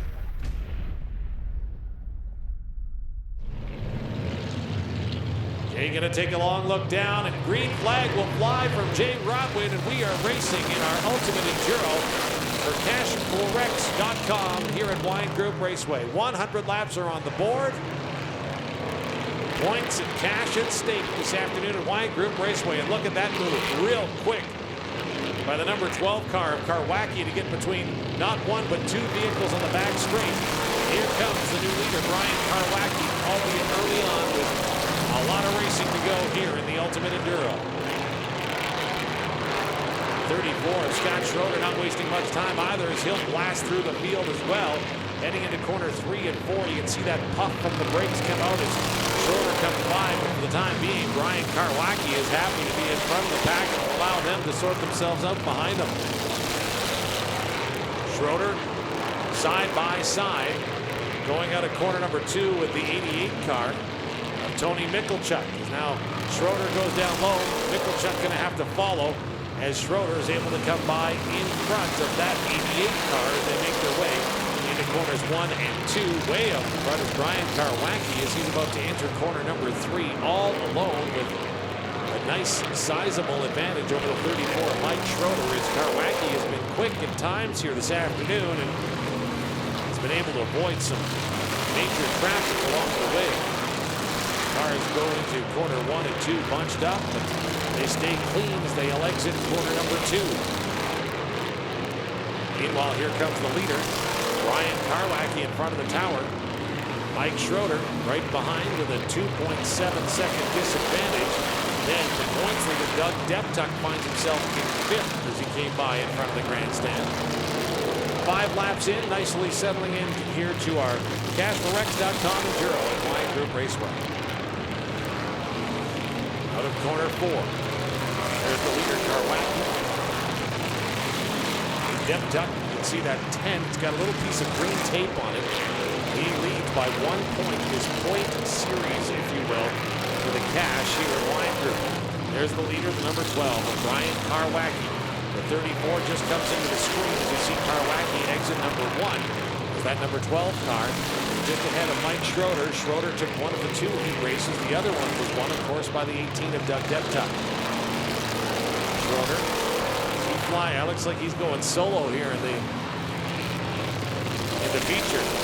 Not going to bring a passenger along, as of course he was riding with his daughter-in-law earlier. That's not going to be the case here in the feature. It looks like maybe enough of the backseat driving, as he'll go ahead and try to do it himself. Brian Karwacki in the number 12 leading the way. Mike Schroeder is next. Tony Mickelchuk in the 88, followed by the 18 of Doug Dep Tuck. Aaron Ratzlaff is in the 99. Chad Weehaj in the 10 car. The 8 is Dustin Randall. The 31 is Sean Weehaj. 6 is Trevor Weehaj. 55 Russell Smith. And 79 Brian Sharametta. 10 laps into the feature. So far, so good. Cars turning laps and turning some pretty decent times here in our Enduro race. Fastest lap so far has been an 18.079 by Mike Schroeder. 89 laps to go. Schroeder putting a push on the leader. That's Karwacki as they came out of corner number 2. Karwacki and Schroeder almost side by side coming out of 3 into corner 4. Now they'll come down in front of the grandstand on the front straight. Schroeder did some carb adjustment, trying to make his car a little quicker, and he's going to get up on the outside of Karwacki, and he'll pass Brian Karwacki as they come out of corner number 2. But Karwacki looks to get inside of Schroeder, can't do so, has to throw on the brakes between corner 3 and 4. That allows Schroeder to escape. Mike Schroeder takes the lead as they go into corners 1 and 2, and they're going to come up on the slower 79 car of Brian Sharamata. But the leader is now the 34 of Mike Schroeder. Heading between corner 3 and 4. Lots of room now as he's coming up with a slower car, that being number 6 by the looks of it. Pardon me, that's the number 8 car that he'll come up on. Schroeder the leader. Gives by Karwacki, but a lot of race left to run. As Schroeder comes by in front of the grandstand, 85 laps left in this 100-lap feature race. Lots of race and lots of things can happen here in our CashForRex.com Enduro.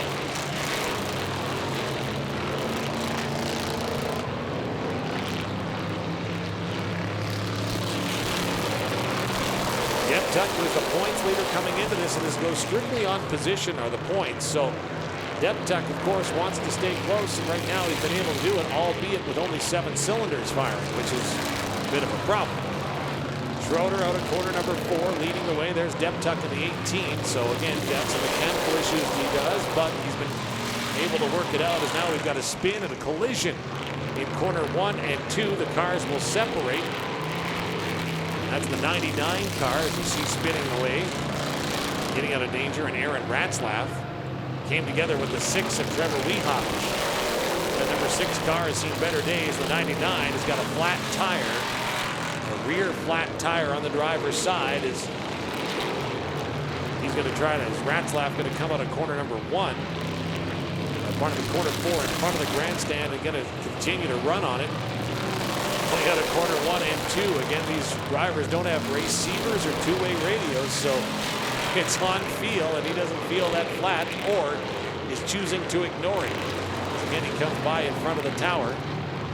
That tire not riding on the rim quite yet, but boy, that's not the only of his problems.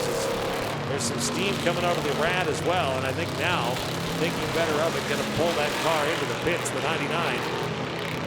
Yeah, that 99 car has been having heating problems all night. Every time that car pulls in, there's a large puddle of water under where this thing normally parks. So, yeah, I think you're right. Not only is it going to be a tire problem, but yeah, we got a lot of steam rolling out from under that hood. Oh boy, do you ever. It almost looks like a sprinkler as we see it coming right in front of the grandstand right now. Like you say, there is water coming out of everywhere, and well, the crew's going to go to work on it, but there's steam, like you say, coming out the front, they're going to spray it down to cool it off as best they can, but lots of steam. They're going to put it up on the jacks, change the tire, see what happens. As they peel the hood up on that car right in front of us here in the grandstand, get a great look at it. See what they're doing. You can see them putting that spray inside, trying to get it cooled off as quickly as they can. Meanwhile, Mike Schroeder leads the way with Doug Deptuck in second spot. Yeah, not sure what happened with the number 12 car, but Doug Deptuck doing great in that car, considering he's got some slight mechanical issues with that motor, unless they've corrected themselves. Yeah. You know, sometimes you got to be good to be lucky and lucky to be good, and maybe that's what it is he's keeping pace with Mike Schroeder and actually cutting into the gap a little bit. It was over 2.5 seconds. Last time around, 2.2 seconds. So ever so slightly, Doug Deptuck is able to go ahead and close that gap on the leader, Mike Schroeder, who's got a tap with Russell Smith, and Russell's going to have to get out of the way of Deptuck, or Deptuck, better yet, gets out of the way of Russell Smith, and Russell able to turn it back around, get it headed in the right direction, and we keep racing with 74 laps to go. But there's a break for Mike Schroeder, as that's going to slow Deptuck down substantially, as Schroeder was able to get by the 55, and unfortunately for the 18 of Deptuck, unable to do so, as Schroeder is going to go 3 wide into quarter 1. Look at this, 3 wide now into quarter 2 as they continue to turn, and Schroeder, whoo, he barely gets by the number 10 of Chad Weehaj, and then is able to pull clear of the 10 and the 8 car. But Schroeder and Russell Smith came together ever so slightly with a little tap there, and maybe it was just Russell has owned some. I thought that maybe he had touched the leader Schroeder ever so slightly, but then at the end you see Doug Deptuck come in, and Deptuck was able to steer away from danger and stay out of that ever so slightly with 71 laps to go, and Deptuck's got some work to do as the gap between himself and Schroeder is over 3.5 seconds now all of a sudden. That may have been a bit of Schroeder tactics as well, trying to get a car spun. Oh, look at this, number 18 of Doug Deptuck getting together with the number 8. He's cutting some grass for us between 3 and 4. Wow, all of a sudden, yeah, Doug Deptuck really trying to go ahead and make something happen, and now is his car's going to start, because he's half on grass, half on pavement. Yeah, he gets it started. Now, is he going to take a turn into the pits? No. Going to head out in the grass, and away you go. Oh, my goodness. Back tire was jumping around on him, but Deptuck going to keep going. But he'll lose a spot or 2, as it'll be Brian Karwacki and Tony Michalchuk in the 12 and 88 cars, respectively, that are able to pass him on that. So Mike Schroeder, with 32 laps now in the book of 100, coming out of corner number 2, going to try to get by the 79 of Ryan Sharamata. Now into corner 3 and 4. So again, on points, Mike Schroeder was 1 point behind Doug Deptuck out of Outlook, and Deptuck's had an interesting couple of the last laps, but it'll be interesting to see whether with 68 plus laps to go, we'll see if he can close the gap. And Tony Michalchuk for a while, not sure what he was going to do, stuck behind a couple of those pink Weehaj cars.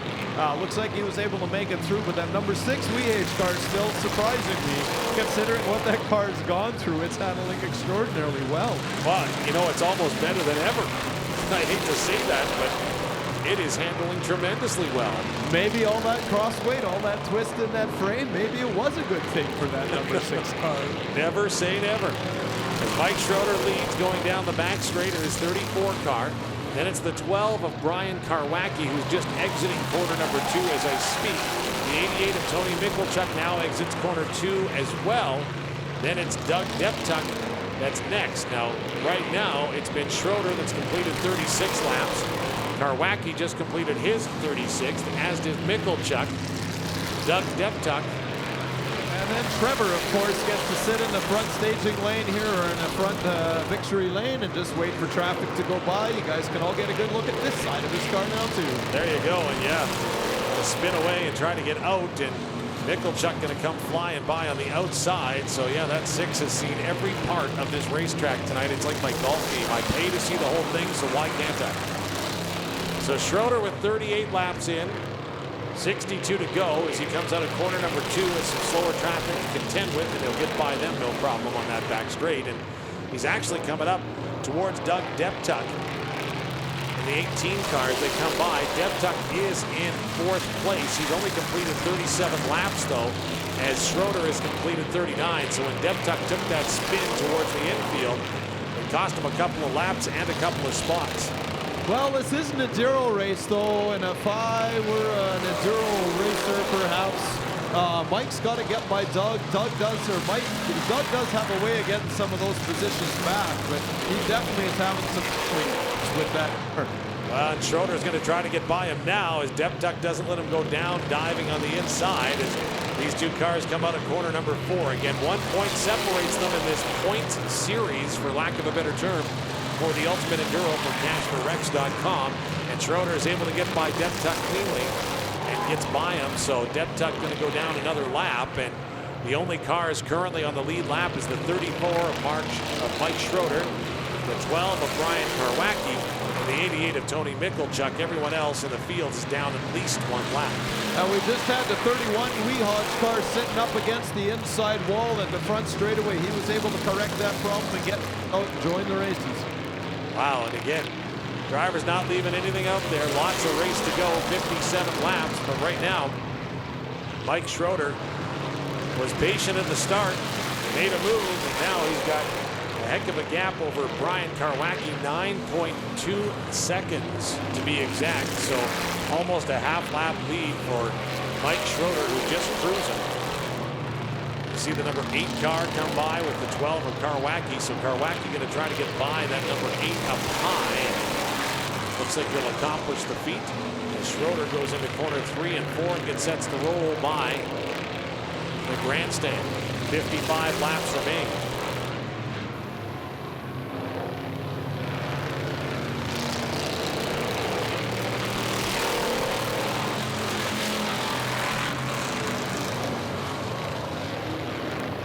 As you mentioned, this is an Enduro, and when we get to 50 laps, I'll fill you in on the next challenge for our drivers.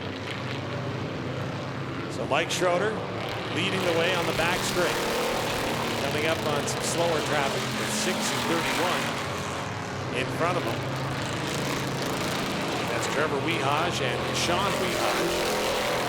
Schroeder's going to go up high and get by them. The 18 car all of a sudden of Doug Deptuck has found another gear seemingly as he's starting to get quicker and turning some faster lap times. The Schroeder comes by the tower. There'll be 52 laps remaining here in the 100 lap CashForRex.com Ultimate Enduro. So when we get to 50 laps, the green lights are going to flash a little bit to get the attention of the drivers. So 52 laps to go. Here comes Schroeder, 51 now. We get set for the green lights to start flashing, and I'll let you know what that means when Schroeder gets back around in front of the grandstand.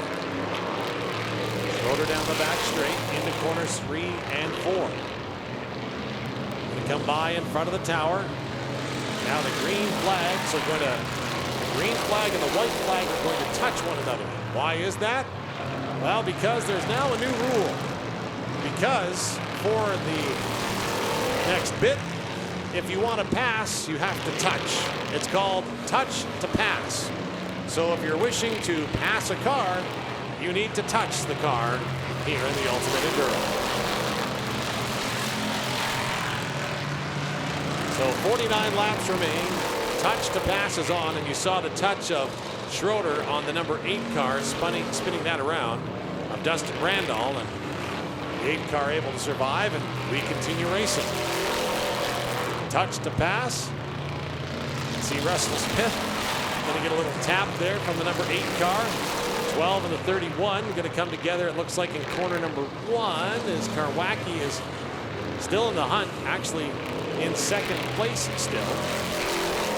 Tap to pass is on. 47 laps remain.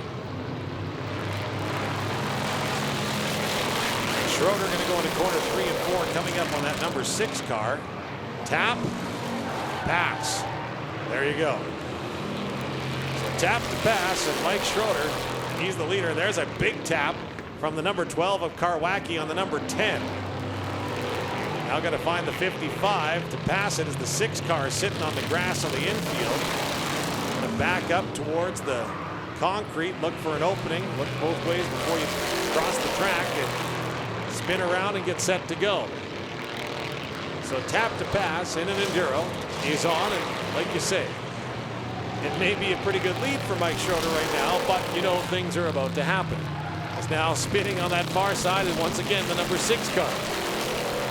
As this time it's the 99 that spins him around, the 99 of Aaron Ratzlaff, and now we got Schroeder involved on the far side. Schroeder actually backs up, but now is going to move on as it looks like the caution flag is going to come out with 44 laps remaining, or is it? Yes, it is. Caution is out, as that number 6 car is pointed in the wrong direction of Trevor Weehage, and that might just be all that car can handle. You can't say it didn't give its all, though. Yeah, we definitely don't want to leave a car sitting in there. That's a really bad place for a car to be sitting, so you can understand why they're pulling a caution at this point. And like you said, Dave, I'm not sure how much more hits that car could take. Yep. There's a lot of that car that's become a part of our track, if you know what I mean. I don't know that it's going to start, to tell you the truth, as it looks twisted. We can definitely see a lot more of that than we saw before, and getting a look at some of the tap to pass that is on right now. And the number 6 got spun, the number 8 got spun by Mike Schroeder, the 12 and the 10 car, boy did they tap to pass. Schroeder spun around the 31, and then the number 6 of Weehage had actually already spun, but Schroeder throws her in reverse and got away so that Mike would maintain his lead, but he had a 13.7 second advantage on Brian Karwacki, an 18-second advantage on Tony Michalchuk in the 88. Next was the 18 of Doug Deptuck, but he was 2 laps down. Then the number 8 of Dustin Randall, who was 6 laps down.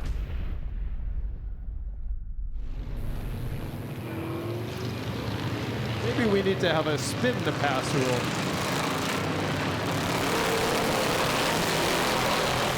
So green flag comes out, 45 laps to go. Schroeder going to pick up the lead where he was. However, that caution allows Brian Karwacki to close a little bit, still on the lead lap.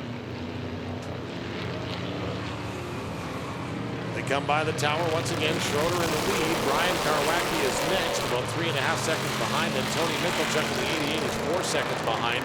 Doug Depchuk is 2 laps down. Those keeping score in his 18 car. Schroeder comes by, 43 laps to go.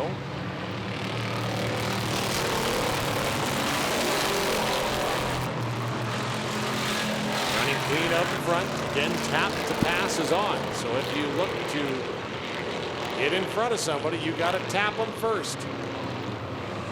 Right now for Mike Schroeder, doesn't have to worry about that. Either does Brian Karwacki, who's next, followed by the 88 of Tony Michalchuk. Michalchuk wants to get by that slower 99 car, going to tap him through corner 1 and 2. If the 79 car comes up to resume the race, Michalchuk going to dive inside, able to pass after the tap.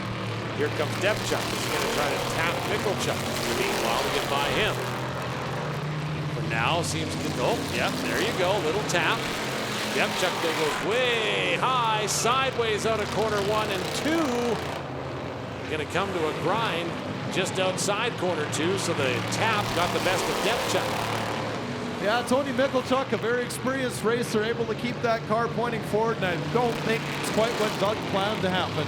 No, now it looks like the 9 car of Aaron Ratzlaff going into corner number 2 is having some difficulties. Had a flat tire earlier, as well as all kinds of heating issues, and looks like the 99 car is going to come into the pits again, and looks like it's jumping up and down pretty good. Maybe another tire problem. So Schroeder going to come by, and Depchuk almost takes out the inside wall after a tap and pass by Schroeder on the 18 car. 38 laps remain. Schroeder has to tap 79, does, and 79 going to spin, and he'll go up near the wall and won't get by as Depchuk followed Schroeder after the tap on the 79. Brian Sharametta. Welcome back to the track after getting doused with some fluid, as now we've got The 8 car spun out in corner number 2, that being Dustin Randall. 37 laps remain as Schroeder passes the tower, 36 to go. That 8 car is down on the grass. Is it going to be able to get going? Waiting to see as Schroeder's going to touch. Oh, look at this car going into the grass and spun around completely. That is the 31 of Sean Wehage by Schroeder to get by. Meanwhile, over in corner 2, the 8 car is in the grass. The 31 on the other side of the track is pointed in the wrong direction. Going to try to find an opening to get turned around as here come the leaders. And Mike Schroeder got another tap on that 79 car, spun around 360 degrees. Now the 10 gets bumped by Schroeder, and then it gets bumped again by 18 of Deptuck. As now the caution is going to come out, as so does the tow truck. Wow. So Deptuck might have got a lap back there, as a matter of fact. We'll have to wait and see on the restart. But boy, tap to pass, that's a thing, huh? And again, get a look at Deptuck actually tapped the 88 to start this whole thing off, and then slid all the way down inside on corner number 2. Then the 79 gets spun by Schroeder, and Deptuck tries to tap Schroeder to get by. Then Schroeder taps the 31 car into the grass, and then it spins around and hits the accelerator. Then the 10 car spins the 79 in a complete 360 degrees, and the 10 car of Chad Wehage able to avoid coming in contact with the wall is now coming into the pit. That's the 18 car of Doug Deptuck. Looks like Doug needs gas. Yeah, a lot of these cars have a fairly small fuel cells. 100 laps to race with these cars is quite a bit, and it also didn't seem to sound right as he pulled into the pits. He was having a bit of misfire, it sounds like. So they might be running on even less than 7 now. Wow. And still really hasn't lost a ton of speed. Unfortunately, lost a few laps. So that 8 car is going to get dragged in as the green flag comes out once again. The 8 of Dustin Randall. Wait to see if he's able to get that prepared, but at the moment doesn't look entirely promising. As look at that, 3 cars making contact with the back wall as Michalchuk, the 12 of Karwacki, able to get free and has his sights set on the leader. As Karwacki still on the lead lap, trying to chase down the 34 of Schroeder. Now it's Michalchuk tapping the 10 of Warhagi and is able to get by. Schroeder going to have to deal with Karwacki, is turning some pretty good lap times. And down at the number 18 car, looks like they are working on that carburetor right now. Looks like they might have some fueling issues with that car. Not exactly sure, but carburetor issues right now. So here comes the leader, Schroeder, out of corner number 4. 33 laps to go. Brian Karwacki is next, just over 2 seconds behind. They are the leaders in the 100-lap cash4rex.com Enduro. Of course, Schroeder is 1 point behind Doug Deptuck entering this feature race. So basically, Schroeder has got to finish by 1 place ahead of Deptuck, or 2, I suppose, in order to take the outright win. Right now, Deptuck's crew is working hard in the pits. As Schroeder now going to come up on some slower traffic, where again he's got to tap and pass. So here comes Schroeder into corner 1. Gonna tap. That's a tap. I don't know what a ram is, but that's a tap on the 79 car of Sharamata. Gets spun around. Schroeder gonna go into corner 3 and 4. Gotta have a good bumper, right? Russell Smith. Gonna get tapped, doesn't get tapped. Nope. But they're gonna go into 1 and 2. The 99 car just slips by on the inside. Schroeder. He goes by on the outside straight. Karwacki coming up close on him. Is now, in order to pass, you got to tap that 55 car. Schroeder going to slow down. Now going to tap. And going to spin Russell Smith. And oh boy, Brian Karwacki just missed the 55 car as he was spinning around after the tap from Mike Schroeder. Schroeder going to continue. He comes by the tower, 28 laps to go, and his advantage that was gigantic is now just over a second. Again, he's had to do the work and tapping to pass. Meanwhile, we got 2 cars coming into corner 3 and 4. The 10 was tapped by the 99. Now the 10 taps 99 back. Those two are going to continue to battle.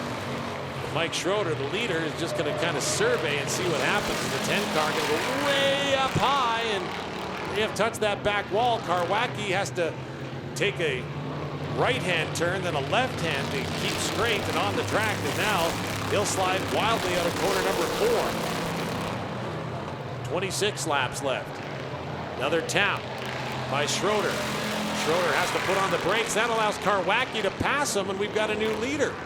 As Schroeder now really entangled on that backside with the 79 of Sharametta. And look at Schroeder. Going to try to frantically get back and spin himself around, burning all kinds of rubber.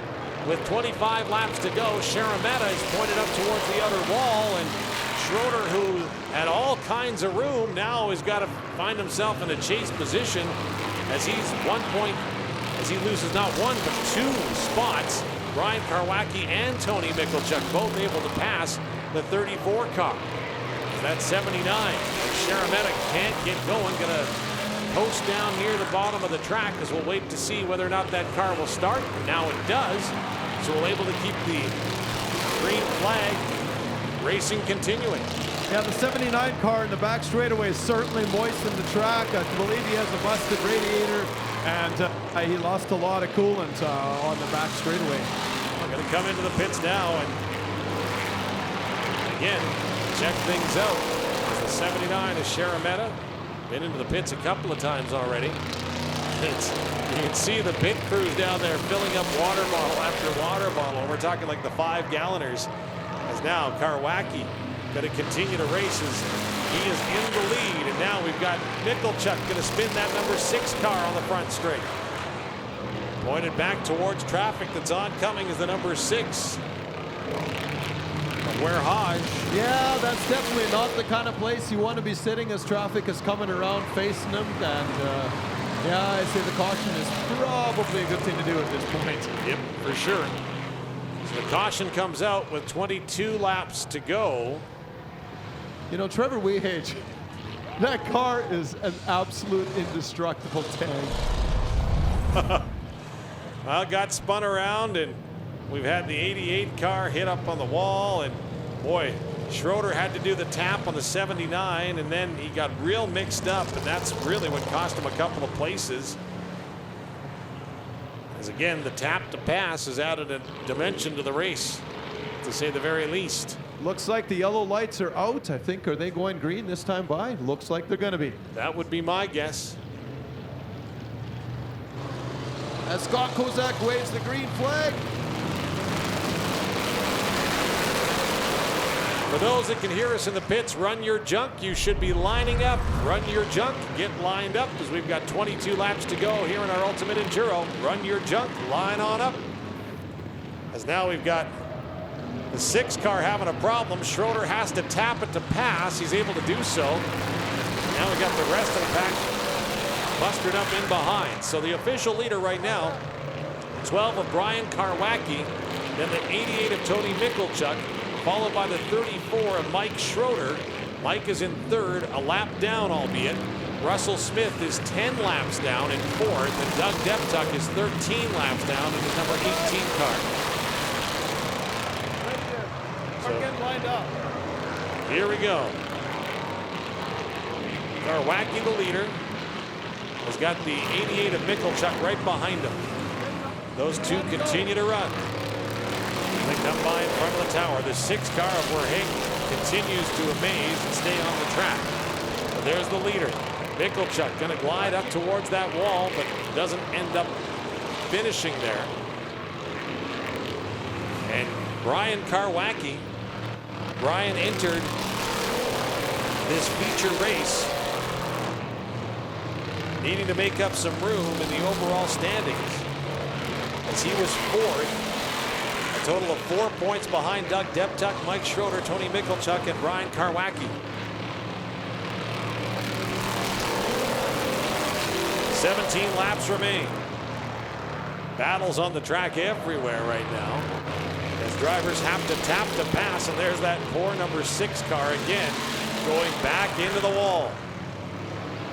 Will it start this time? It's almost the game, right? Will it start? After taking a beating, it looks like it's going to keep going.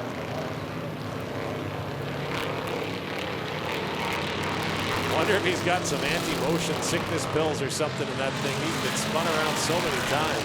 Wow. So it looks like Gotta feel bad.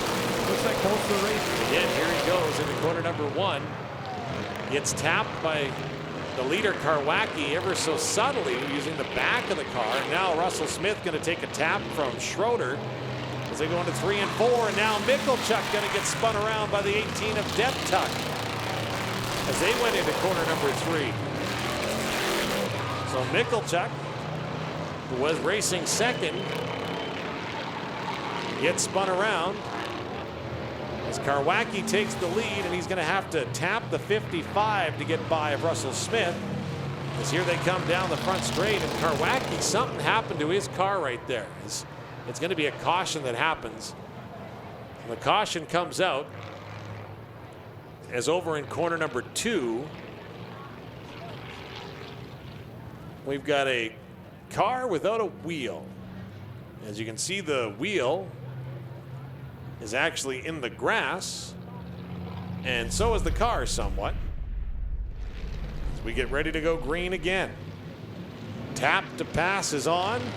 Look at the leaders getting up nice and close to do just that. Here they come. 15 laps to go here in the Enduro race. Karwacki, Mickelchuk, and Schroeder. They're the top 3 cars. Sideways out of corner number 2. That was Karwacki. Karwacki has Schroeder coming up behind. All 3 still on the lead lap as they come out of corner number 2. It's Karwacki, Schroeder, and Schroeder gets into the back of Karwacki. Gonna spin him around. That'll bump back into the car 34, but Karwacki gets it righted and is able to slip by on the inside. That's Mickelchuk. So Tony Mickelchuk, the new leader, with 14 laps to go. Mickelchuk out of corner number 4. Schroeder right behind. Then it's the 12 of Karwacki. Now we've got 2 cars that'll tap one another going into corner number 1. The pack follows behind corner number 2. Mickelchuk. Schroeder coming up in on him. Here comes Mickelchuk now. Across the line, Schroeder eyeing him up. Got to tap him to pass him. Schroeder looking for maybe a glance as far as a full spin, as the last couple of times he spun someone, it's ended up coming into his door. This time he'll accelerate, push Mickelchuk up high, but Mickelchuk, what a job to keep his car going the right direction and in front of Schroeder, but Schroeder gonna pass on the inside. 11 laps to go, and Mike Schroeder, after a masterful tap on Mickelchuk, is now out in front. Schroeder, Mickelchuk, and Karwacki, the 3 cars still in the lead lap. Does Mickelchuk have enough to get by Mike Schroeder? 10 laps to go. Mickelchuk goes real high, almost glances off that high wall on the far side of the track. Coming near side out of corner number 4. That's the leader, Schroeder. Mike Schroeder in the number 34 with the 88 of Tony Mickelchuk, and then the 12 of Brian Karwacki. The only 3 cars still on the lead lap here in the CashForRex.com Enduro. 9 laps to go. Now coming on the 55 car of Russell Wilson. That's the leader, Mike Schroeder. Is he going to tap to pass with 8 laps left? He might have to. Down the back straight. He's going to tap Smith there and then move in on the inside. Here comes the 21 car, though. Going to have to be careful there. The 21 car having some problems as Mickelchuk gets tapped by Karwacki as Karwacki moves into second place into corner number 4, and Mickelchuk has to flip a U-ball and get back going the right way. Now Smith going to get tapped there by Karwacki. Karwacki now going to come up on the 21 car as Schroeder trying to speed away and build up a bit of a gap as he's got 6 laps left to run. Karwacki blasts the 31 of Sean Weirhage, pardon me. As here comes the leader, Schroeder. It's almost a guessing game. You want to keep the gap on the guy behind you, but you also want to keep the gap on the guy in front of you. 5 laps to go. Karwacki needs an opening. Mickelchuk trying to speed back, but he's got A ways to go with Schroeder going into corners 3 and 4, 2 slower cars. As we've got Smith and Michalchuk mixed up between corner 1 and 2. Michalchuk going to glance Smith again and try to go by on the outside. The leader, Mike Schroeder, comes out of corner number 2. 4 laps to run there as the 88 and 55 will race down the front straight. Schroeder out of corner 4 now. Again, he's got Karwacki behind him. Doesn't have a radio, so he doesn't know how far behind. He's got the 6 and 8 car in front, who he has to tap to pass to create something if he has to. 3 laps to run. Schroeder coming by the tower. 2 laps left. The gap between himself and Karwacki is 2.9 seconds. As now we've got the car on the backside looking the wrong way. That's going to slow things up ever so slightly with 2 laps to go. Here comes Schroeder. As now we come down with the white flag out. Schroeder going to have to tap to pass if he wants to. Karwacki, is he going to get by? Nope, Schroeder makes the tap. Now into corner 3 and 4. Karwacki going to have to make a tap too if he wants to pass. Here comes Schroeder. Can he ride it to victory? Mike Schroeder will take the checkered flag in the cashforrex.com Enduro 2020. The 34 car of Mike Schroeder takes the checkered flag in the win in the annual Ultimate Enduro. The 34 is sponsored by BB Exterior, Sharp Auto Trim, and Cash for Rex. The 34 car of Mike Schroeder. Let's hear it for Mike as he swings on by. Give him a wave. And how about the job in the tower by young Bandolero driver Jay Rodwin in the number 4. Nice job, Jay. Give him a big wave.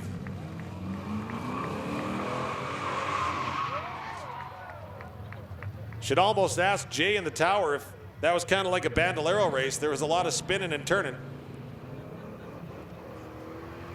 Test.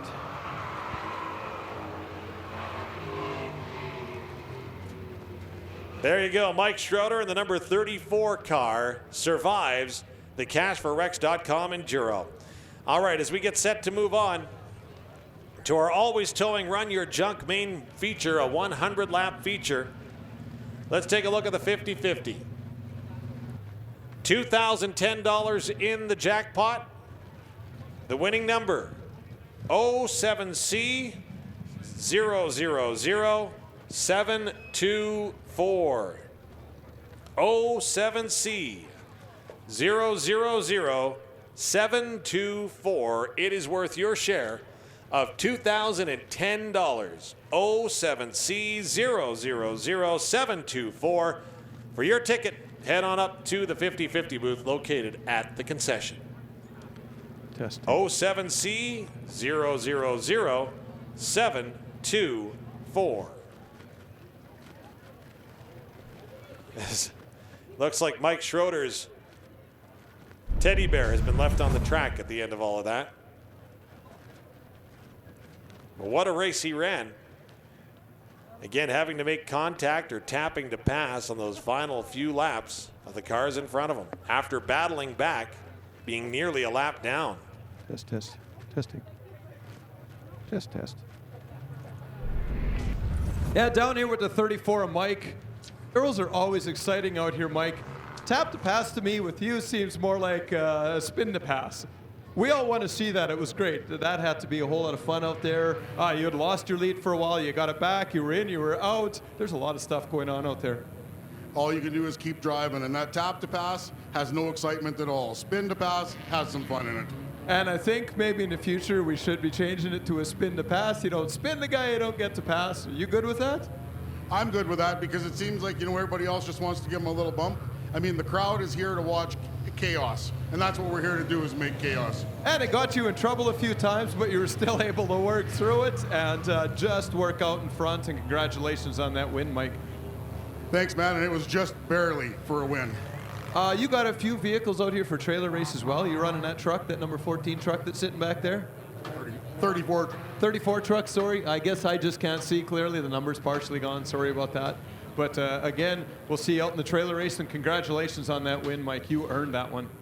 Thanks, man. And we're here for more chaos. Let's wreck these trailers, too. All right, you heard it from Mike. All right. I'm trying to read the race director's notes as, again, it doesn't say anything about how your vehicle leaves the track. So I think we're covered. I believe. Unlike in the heat races, right? Where it was save your car. Now it's whatever happens. Nah, this one is 100 laps, and it's supposed to be 100 laps of chaos. We'll see how these guys can do. Famous last words, right? So get set to go with our Always Towing Run Your Junk feature race. To take a look at who's on the track. Ryan Kubica in the 81 car is up front on the pole position. You've got Kyle Booth in the 38.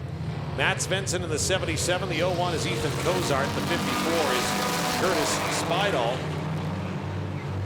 You've also got Randy Couture in the 65, Lyndon Goodall in the 7, Hunter Goodall in the 95. The 007 is Dan Gaddis. The 74 is Riley Freer. 13 is Lucas Furtuck. The 75 is Mark Heibig. The 15 is Megan Borson. We are underway with our Always Towing Run Your Junk, and already between corners 3 and 4, we've got a little bit of a collision as the 65 car is, well, facing up towards all the folks that are in the tailgate area. Give them away. Didn't take long at all. Now, first lap in, these guys have the hang of it. You know, I don't know if we're going to have to implement a spin to pass rule with these guys because they've already started with it. They've got that nailed, right? So, car gets righted, and away we get set to return to racing. Lining up, ready to run. Here goes everybody else. See how many more laps we get in before we get some vehicles turning the wrong way. That number 15, a Wyatt Campbell, I believe, in second place. He's no stranger to this Run Your Junk either, and that's a Honda Prelude that's also a very well-handling fast car. Let's see if he can actually catch Kyle as Kyle slides a little bit up the exit. Yeah, the 77 car, Matt Svensson, meanwhile, wanted to check out the inside racing line, and well, he checked out the grass. That's a little too inside of the racing line, but able to survive coming out of 3 and 4 and continues to run. Kyle Booth is the leader in the 38 car as he goes out of corner number 2 right now. We are racing with Jay Rodwin in the tower, managing the flags from the Bandolero division. Unfortunately, this also somewhat resembles a Bandolero division on some nights. 96 laps remain as Kozak passes in front of the flag stand. It's hard to tell what to watch all the time because there's cars coming together everywhere on this track. As you heard Mike Schroeder, this is all about mayhem and chaos, and see if we can find an appropriate amount. 3 wide down in front of the tower. Now they'll go into corner 1 and 2, all okay. Yeah, he's going to take that Prelude and run it into the grass. Realized that he almost had room, but obviously he did okay with that one in that 15 car. Yeah. No, as we got 2 cars that come together on the backside, the 93 going to spin up high, but will be able to survive as getting spun around there at the last moment. Now looking at the other way, going to have to make sure you're okay there as here comes the 14 and the leader, Kyle Booth. So we wait to see whether or not that car is going to happen or be able to start. And it starts to slide backwards down the track as cars continue to run on either side of it. Yep, the car will start, get it flipped around, the 93 of Jennifer Place. Can't imagine what's going through your mind there. You think it's stressful trying to start your car when it's minus 40, try that. That's a little extra intrigue, if you will. So Booth leads. 8 laps into our Run Your Junk feature race here. We're going to go into corner 3 and 4, trying to track down Kim Kidder in the 14. And Booth giving Kim Kidder a little bit of a bump in the back bumper there. I think he's going to do it again down the front straightaway. Look at this. He's saying, come on, you can enter this corner a bit faster. Really, you can do it. You can do it. Wow, and he's going to go sideways after another tap. And this time, Kidder is going to go up on the track, and Booth will just glide on by. The 15 of Wyatt Campbell looking there as well.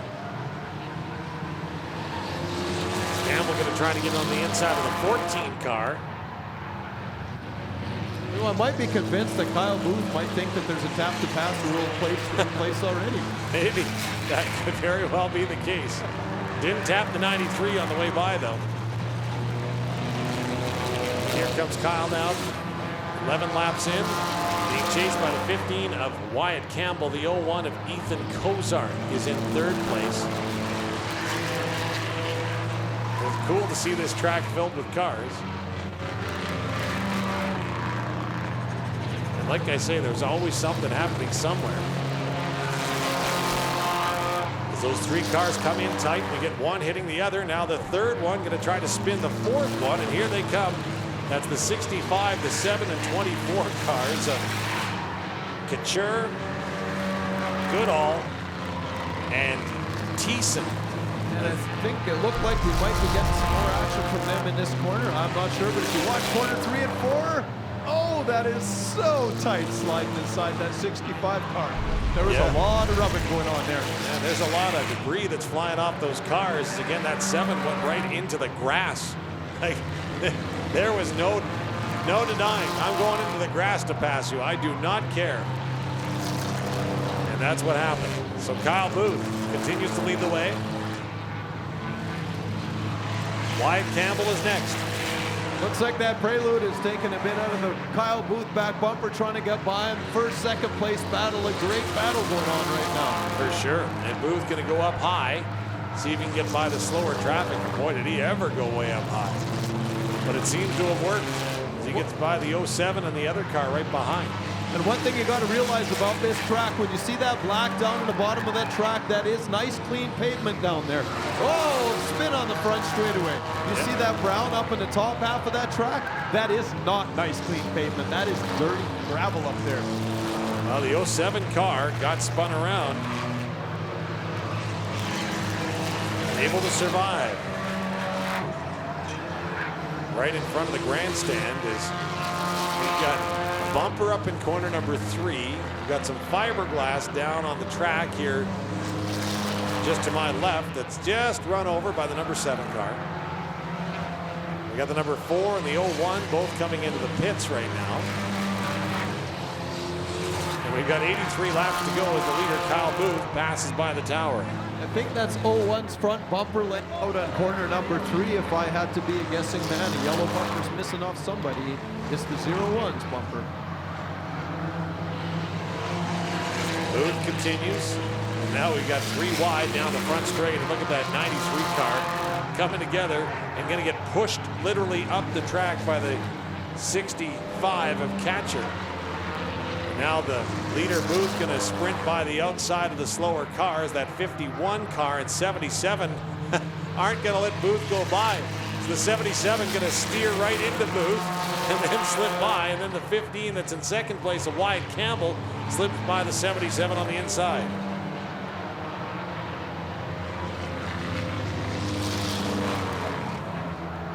Booth leads the way, has a little open space now. Comes down in front of the tower, but that open space closes up quickly. I'm a little surprised that bumper has stayed up there for as long as it has up in corner number 3. Never say never. And the announcer's jinx is, of course, still in full effect. Here comes the leader in front of the grandstand. That's Kyle Booth. 78 laps remain. Booth cut right in front of the 24 car. Anthony Thiessen, and then is able to speed away. I mean, like that was cut off. Kim Kidder in 14 about to get together with the number 7 on corner 2. That was Kim had a couple of bumps, and here comes that 007 car on the inside now too. Fiberglass flying on the track side in front of the grandstand. Always makes me wonder when you're on Circle Drive how often you want to do something like what these guys are doing right now. Like, come on, like, get out of my way already. Just a little nudge, it's all it wants. Well, I was thinking Booth in front of Thiessen was exactly what you would see some people do. or at least want to do.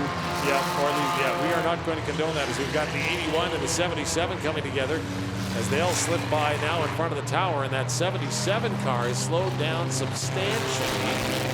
So not sure, as it doesn't look like it's going to be able to make the left-hand turn very well. So way up high is that 77 of Matt Svensson. Maybe Matt's just stopping by in front of the garage, say hi to people. Svensson's car going to come to a stop way up there. Fans are cheering him on, see if he can get going, and that's going to bring out a caution. It looks like that 77 car, something went when it collided coming out of corner number 4, and then just kind of coasted much of the rest of the way. So Looks like Wyatt Campbell going to line up with his back bumper and maybe help him push in and get this race going back on. how about that, folks? How's that for you? This is, they call them bumpers for a reason. Well, Campbell's running in second right now. Why not? 75 laps to go. Looks like they are going to take that bumper out of corner number 3. So climb out of the Astro towing tow truck.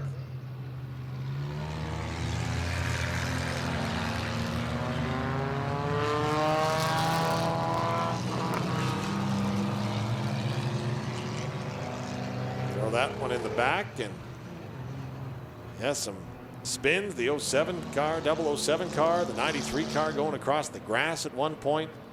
The 24 and the 15 came together going into corner number 1. There's been a few taps here in this one. The 81 and the 77, and that 77 right into the back of the 81 car, and that's why Svensson kind of lost power right after touched Ryan Kubik, kind of a rear end, if you will. And Kubica doing a pit change, a NASCAR pit style change in here, changing a couple tires on the right side of that car to send him back out, hopefully, in that 81 Kubica car, or whatever number that car is. Yep, 81. Inflate or deflate? Has to be an inflate, doesn't it? Now there it comes.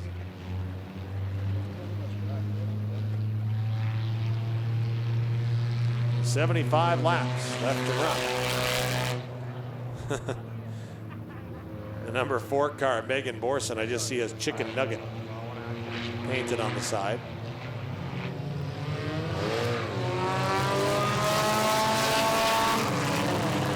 So going to get back to green flag racing.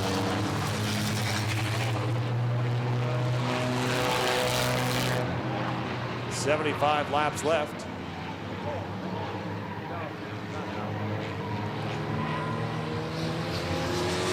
Away we go. Kyle Booth back resumes the lead. Wyatt Campbell, after playing the part of a pit truck, is in second. Hunter Goodall is in third, and the number 95 car. And the 7 of Lyndon Goodall is in 4th. The 5 of Riley Freer is number 74. Lucas Furtuck drives the 13 and in 6th spot right now. However, just 5 cars remain on the lead lap. Yeah, the 77, they're just doing some minor cosmetic repair with this thing. They got a sledgehammer out. They're flattening that hood out. I guess there's a little minor cosmetic work, I think, get the fender and stuff away from that front tire. They're on their way back out. Sledgehammer is automotive racing's equivalent to Botox, from what I understand. Oh yeah, let's just make those curves a little better. Here he goes in the 77. Gonna continue to race. And again, now we get the little push down the back straight into corner number 3 and 4.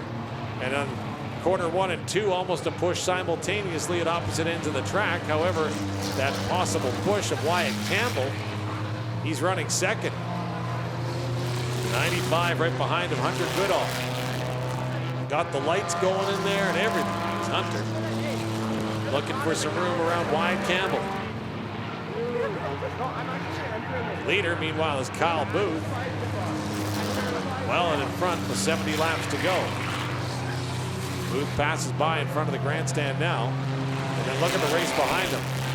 Hunter trying to get into Wyant a little bit, the 95 on the 15 car. Those are your second and third place cars right now, as they continue to battle it out. So they're standing next to the 93, and they've shredded yet another right front tire on this car. This car seems to be really hard on those right front tires. We got cords sticking out, and they're doing a change as we got 15 spun and front straight up. Look at that recovery he just did. Wow, now that was something. Wyatt Campbell, Hunter Goodall and Wyatt Campbell, who are second and third, have been racing and battling, and we'll see them come out of corner number 4, right into that back quarter panel, as he gets spun around as Campbell, but able to flip that front wheel drive around right away and get back into gear and get back up to speed by the time he exits corner number 2. Wyatt Campbell this time spun in the front straightaway, not so good. He slapped that inside wall pretty hard. I see he's got concrete in those wheels. Let's see if that car's still going to be drivable at number 15 of Wyatt Campbell. Back in the inside wall hard. Meanwhile, the 65 on the far side gets spun around and is pointed towards the pit area.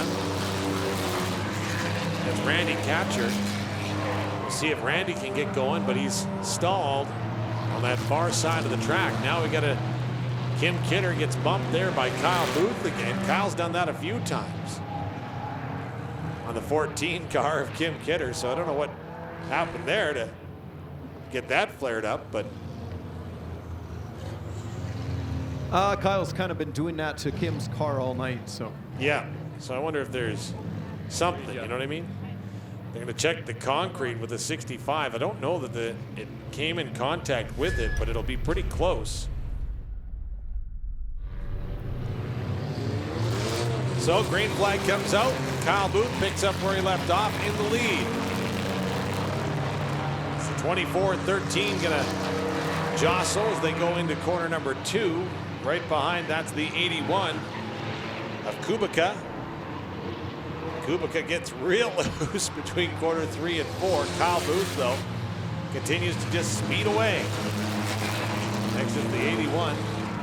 Again, you see not a lot of bumper as he'll get into the side of the 13 car. Cars are going to avoid that. We've got the 4 car coming down onto the grass right in front of the grandstand. And the 13 of Lucas Furtuck. Bumper dragging, car running, keep going. Now the number 4 has come to a stop over on the grass, and yeah, I have a funny feeling the attempts at making that engine a little cooler were futile attempts. There is certainly a lot of smoke coming out the back. I'm going to suspect there's maybe a head gasket problem with that number 4 car at this point, because I think it is hot. Yep, you can see that steam coming from here. So you know that that is going to be a warm vehicle, and it's coming out from even underneath the cars. So, wow. So it's now a good time to ask folks, fans, what are you thinking of this Run Your Junk race so far? Yeah, I could hear that from here. That's what I thought. This is what we're out here for. We got a little bit of chaos going out. We got a lot of spinning going on, and we still have 65 laps to go. I think it's going to be more of a demolition derby to see if we can end up with 3 or 4 cars at the end of this race or not.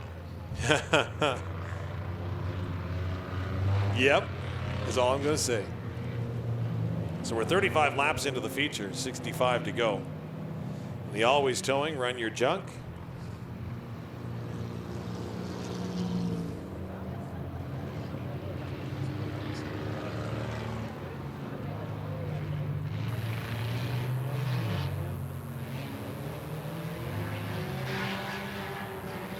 The little engine that could, the number 4 is saying, you know what, I don't think I want to give up. Doesn't sound good. Sounds like the clutch might be slipping or something on that one. Not sure, but they're just not going to give up.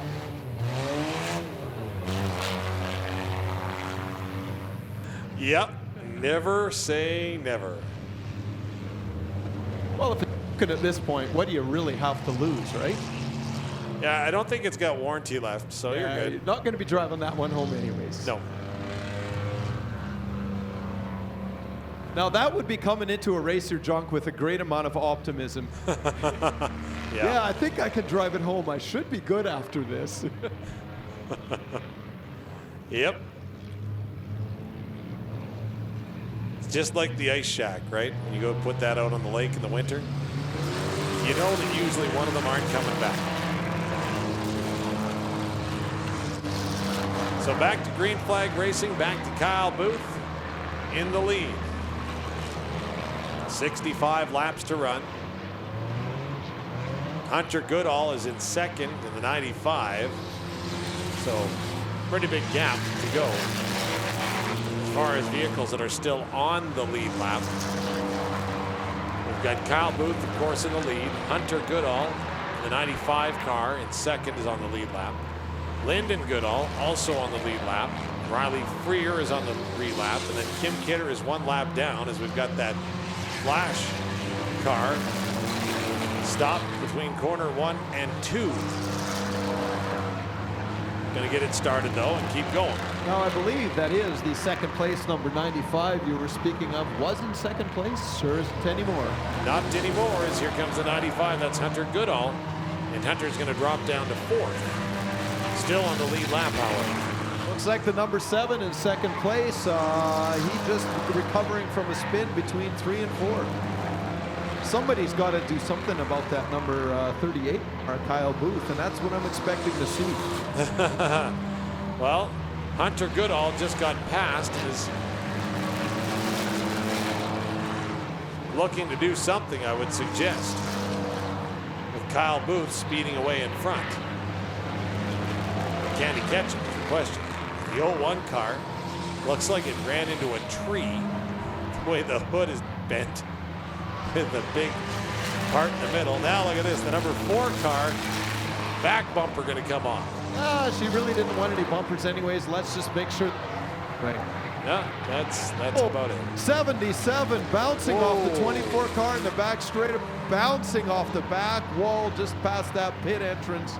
Yeah, definitely time for a caution. Looks like 24 trying to take 0-1 out as well. Wow.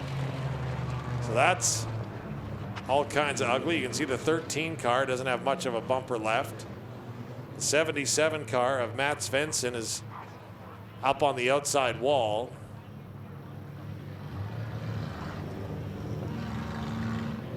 The windshield wipers are on. So you tell me what that means. Again, right in front, we had the 1 spin, and then we had 65 turn, and that 77 is Svensson. Yeah, he bounced off that back wall pretty hard after getting together with the number 24 car. He had a little help back there, let's just put it that way. Again, everybody's helping so much out here, you know. All the help. Andy Thiessen involved in that. And like I said, when I saw the 77 car a moment ago, Matt Svensson, the windshield wipers were on. So it looks like the 3rd place car coming in as well, the number 7. I'm not sure, maybe some tire issues, but he is sitting in place. Not sure where the 2nd place car is sitting right now, the 74. Riley Freer going to rip some. Oh, there it is, coming down the front straightaway. Oh, yeah, you're right. Probably some clutch issues for Megan Borson in the number 4. So try to give her a push start. There you go. Wow. Sounds interesting, don't it? To say the least.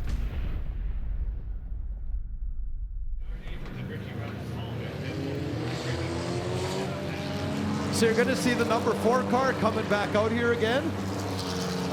New driver, Chelsea Wilson, is going to be piloting the number 4 car when it comes back out.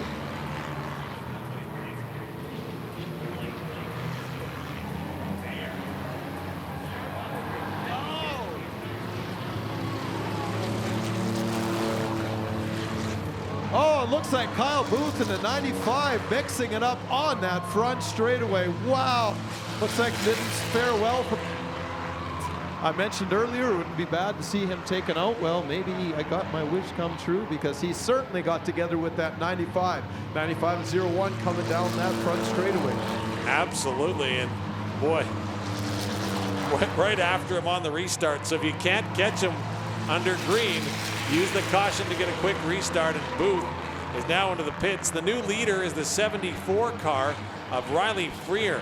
There's the car that got into the leader. That's the 95 car of Hunter Goodall, and Hunter Goodall is actually on the lead lap, I believe. I'm going to double check that for you here in a moment. No, Hunter's, I think, a lap down.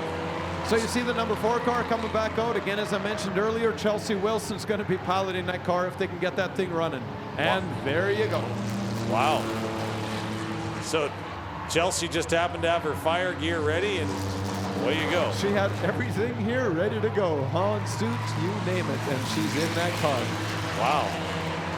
Well, that's going to ride a little differently than the car she was driving last night, I'll tell you. Oh, and look at the hood on the number 7 car. He got into the back of the 01 car, and he certainly has bent that bodywork, and he's going to try and take him out. Is he going to do it? Oh, no, look at this. Wow. We got a bumper up between corners 1 and 2 now. Used to belong, I believe, to the 01 car, or maybe the number 7. One of the two. But there's debris flying everywhere as the cars continue to turn. With the former leader Kyle Booth in the pits, got the hood up on it right now. Now look, the 01 car side by side coming out of corner number 2 with the 74. That's Riley Freer, and Riley Freer is the leader. So Freer going to try to get clear, and does, of the 01. And they're going to head down the back straight. Freer on the inside, takes a low racing line and going to make it work. Now we've got Kidder on the far side coming together, and Kim Kidder going to get pushed into the pits. It looks like going to bring it in as well as the 81 car swerves back and forth. Kubica. And 93 facing traffic in the middle of corner 1 and 2, and oh, looks like she was just able to clear the cars coming around between 1 and 2. John. Then the 95 on the other side gets spun around. Now going to come into the pits as well. The 65 is down in the pits as well. It's almost like a shortcut that's developing. But Hunter Goodall, who was running in 3rd, but the fancy light package has come in and stopped in front of the pits, but the crew not really running out to see him. Yeah, you were right. Boy, what a close call with the 93 of Jennifer Clace in that corner number 1 earlier. 49 laps still remain. The leader is the 74 of Riley Freer. Riley gets real loose, almost down on the grass in front of the grandstand, able to keep it on the pavement though as he races into corner number 1. Going to go 3 wide into corner number 2. The 51 car slips in between everybody, and they're able to escape. Now the 01, that's Ethan Cozart in front of the 74 as they come out of corner number 4. Coming up on the 75 of Mark Hebig. Wow. Every time I hear a screech, I'm like, I don't know where to look now. Yeah, you're exactly right, Dave. I was thinking exactly that. You know, you have no idea which way to look in this race anymore. There's just too much going on in too many different corners. Look at the 24 of Anthony Thiessen as he's going back and forth, coming out of corner number 2. Like his hood, like I don't know how he even sees. And now he's going to come up on the number 4, hit the brakes though. As he had that coming up quick. Now the 13 going to get spun around in front of the grandstand by the 81. Chelsea Wilson driving the number 4 car now. Out on the track, continuing to turn laps. I'm not kidding. I don't know how the 24 car is seeing, but then again, I don't know how the 81 car sees anything either. Look at the hood on this thing as it comes by in front. Yeah, almost takes out the wall. Kubica's definitely done some body work on the front end of that car. And look at how loose he's the 95 trying to spin the 24, coming out of 3 or 2, and it looks like the 24's having no part of it. No, absolutely not. The 24, that would be Anthony Thiessen, does a good job to keep it on the track as that 95 car of Hunter Goodall that was running into the pits real quick, got in and out fast, but still finds himself in 4th place. 4 laps down in the leader. The only car on the lead lap is the leader, and that's the 74 of Randy Freer. And Randy coming up on the 14 of Kim Kidder as they head into corners 3 and 4. Looks like the guy that was leading, Kyle Booth, I see him in the pits here. He's got his hood up. I think they might have some motor problems on that number 38 car that was leading earlier. Yeah, it was, absolutely. And like you say, it looks like it could be a bigger fix than maybe what we had thought. The 74 Freer continues to run.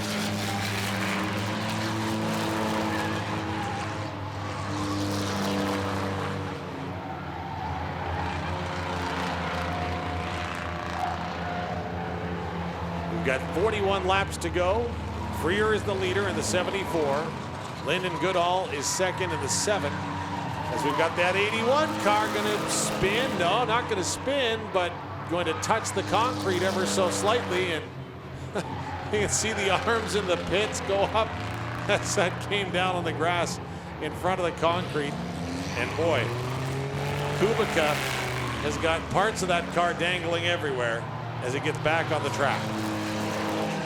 Now we got the 70 or the 65 car pulling back in. We've got the Celica with the light show pulling back in.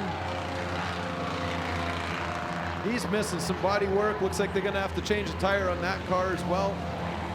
How many tires would you bring? Is the 24 car going to skid up high, but going to stay on the track after making contact with the 01 of Ethan Cozart? Now Ethan definitely targeting cars out here. That car of Ethan's is fast. He's as fast as anybody, and he's going to try and spin the 20 back straight away, almost successfully.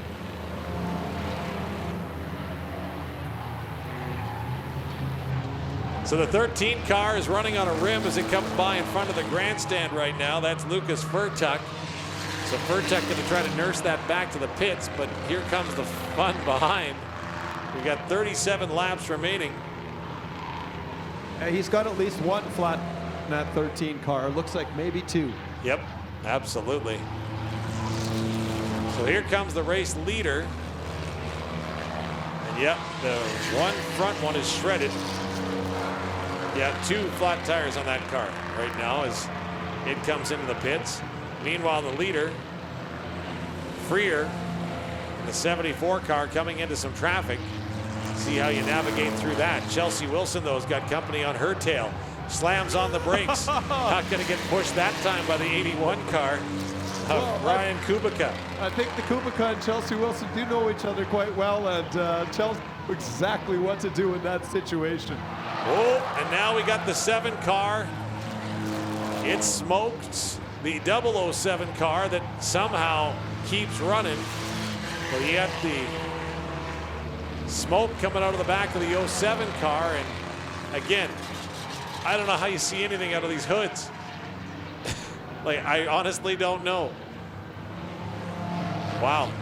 Yeah, the 7 seems to have done something. There's a lot of smoke coming out of that car. He's definitely slowing down. Yep, and it happened just coming out of corner number 4, and now Kubica spinning on between 1 and 2. Look at that, bumpers flying, car spun. He hit with absolutely no gentleness. Nope, absolutely not. And now the 07 car is coming into the pits, but how do you tell where you're going now? Like, kind of drive by feel, I guess. You got to do the Ace Ventura thing, right? Take down the net, stick your head out. That's the only way that you know where you're going. Kubica with yet another flat tire coming in. Wow. Somebody, I'll just put that down for you. Don't worry, it's all good. Are you good to go? Yep, let's go. Steam coming out of that car, though, everywhere, as that's really overheating. Riley Freer still the leader, has a 4-lap advantage on Lyndon Goodall, the number 7 car. So, cars starting to dwindle, shall we say. As here comes Freer out of corner number 4.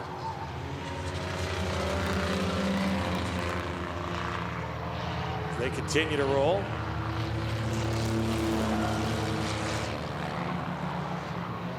And I'm curious what a different feel this would be for Chelsea Wilson. Driving that number 4 car now. Of course, was driving the Sportsman 13 last night. It doesn't have the same get up and go as 07 just got taken out by 24. Definitely a tire went with that. I think 24 lost his tire. Kubica spinning at 13 in that corner as well. But look at this, 74 somehow magically making it through it all unscathed. That car is hardly even scratched. Oh yeah. For now. See, when you go back to Regina, you probably run that on Albert and just, you'd fit in with everybody there. Trust me. You know, Okay. something I always wanted to put on my street car when I was racing was donuts on the side of it. You know, get some donut decals, put them on your street car. People will probably leave you alone.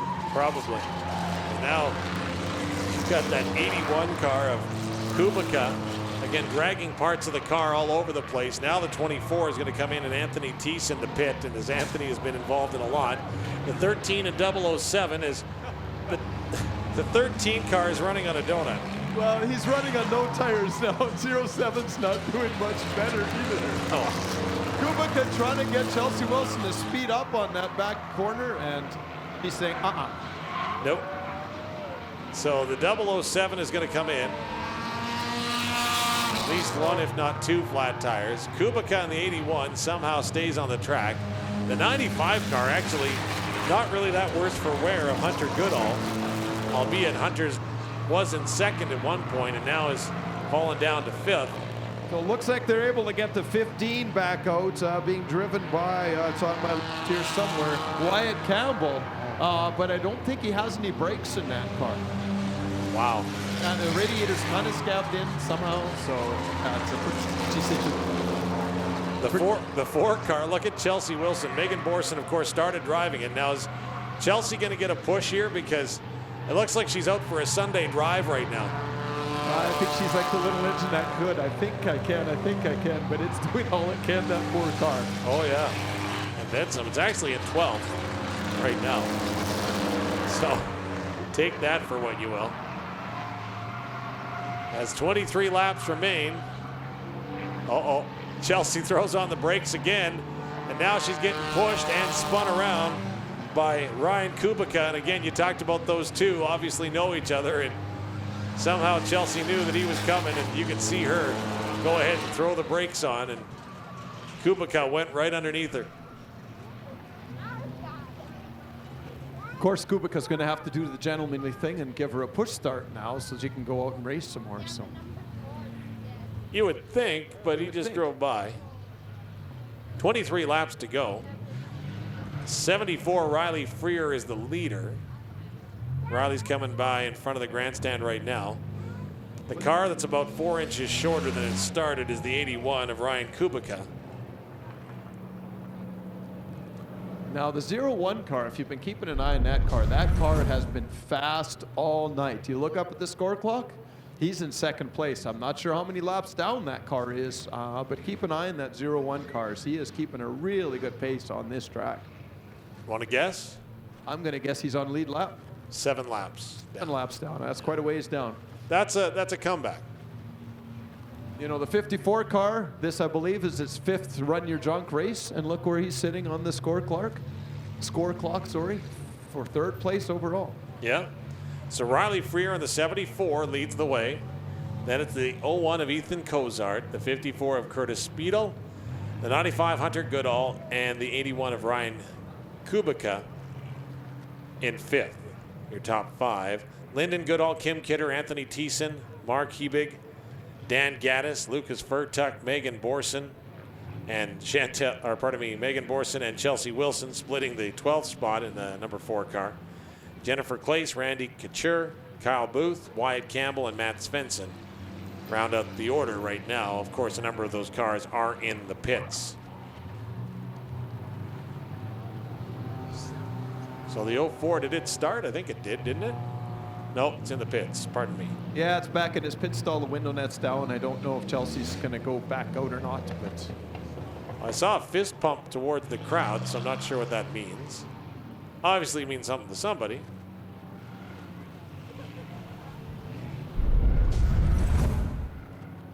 you know, even at this speed, I can hear some of these cars going around the track. Their tires are squealing. I can't imagine what they're going to do when they get a little bit of speed up. I think it was the 07.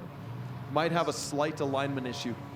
Great shot on maxTV, local on demand. You can see an absolute shred. Like, it looks like a belt is on the track because that's how the tire shredded.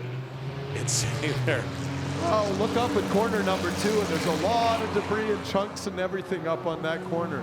So the 01, again, 7 laps down, but if he can perhaps help that 74 car go the other direction, he does have a chance. And look, Kubica on the 0-1 between 1 and 2, 3 and 4, spinning that 0-1 car. Absolutely, and Kubica going to dart in front of Kidder in the 13 car. Lucas Furtuck right there, so Freer going to escape with 22 laps left to go and has some smooth sailing in front for the time being. As that 13 car running on a flat tire, that's going to shred any moment now as he comes out of corner 1 and 2. That's Lucas Furtuck. So the donut on the one side and a shredded tire on the driver's side. I can't imagine why that car is difficult to handle. No back tires, and it's a little bit loose. Huh. Yep. But gonna keep going. Why wouldn't you? 20 laps left to go. No, he's gonna bring it in. Lucas not better of it. There's not gonna be a lot of tire left on that rim by the time he gets to the pit. Meanwhile, the leader, Freer, able to pass on the outside, Jennifer Clace, the 93 car. As the 14 of Kim Kidder looks like it's going to come in as well. Meanwhile, the 65 of Randy Catcher is going to come back out. With 19 laps left to run. Freer going down the back straight, now into corner 3 and 4.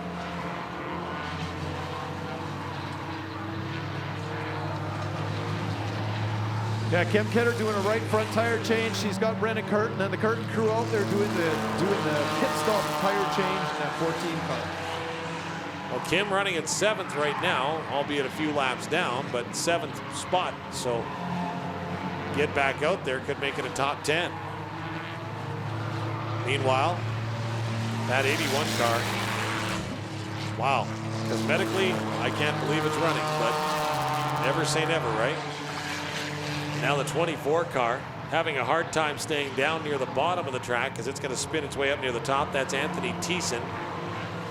Again, Anthony's been involved in a lot today. The 74 of Riley Freer, though, continues to run right behind the 007. That's Dan Gaddis. So Gaddis on the inside. Freer can escape on the inside as well. Gaddis allowing sleeping dogs to lie if they were. As here comes Freer with 15 laps remaining in our Always Towing Run Your Junk event.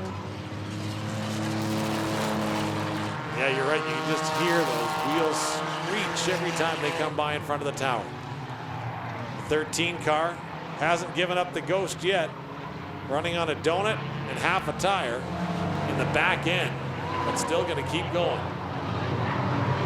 Now the 95 car about to lose a bumper at some point, you would have to think, that being Hunter Goodall, who's in 4th. Completed 77 of 86 laps that have run so far in that 13 car. Again, I don't know how it's handling, how it's staying out there, but some way, somehow, continues to grind its way through as it comes by in front of the grandstand.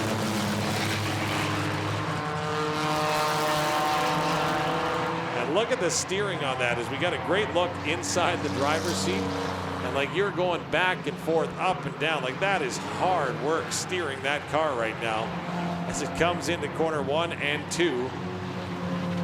And again, keeping that car on the track, that is a feat in itself. And it looks like the 24, I thought the 24 was going to maybe help him turn a little bit, but decided to not do that.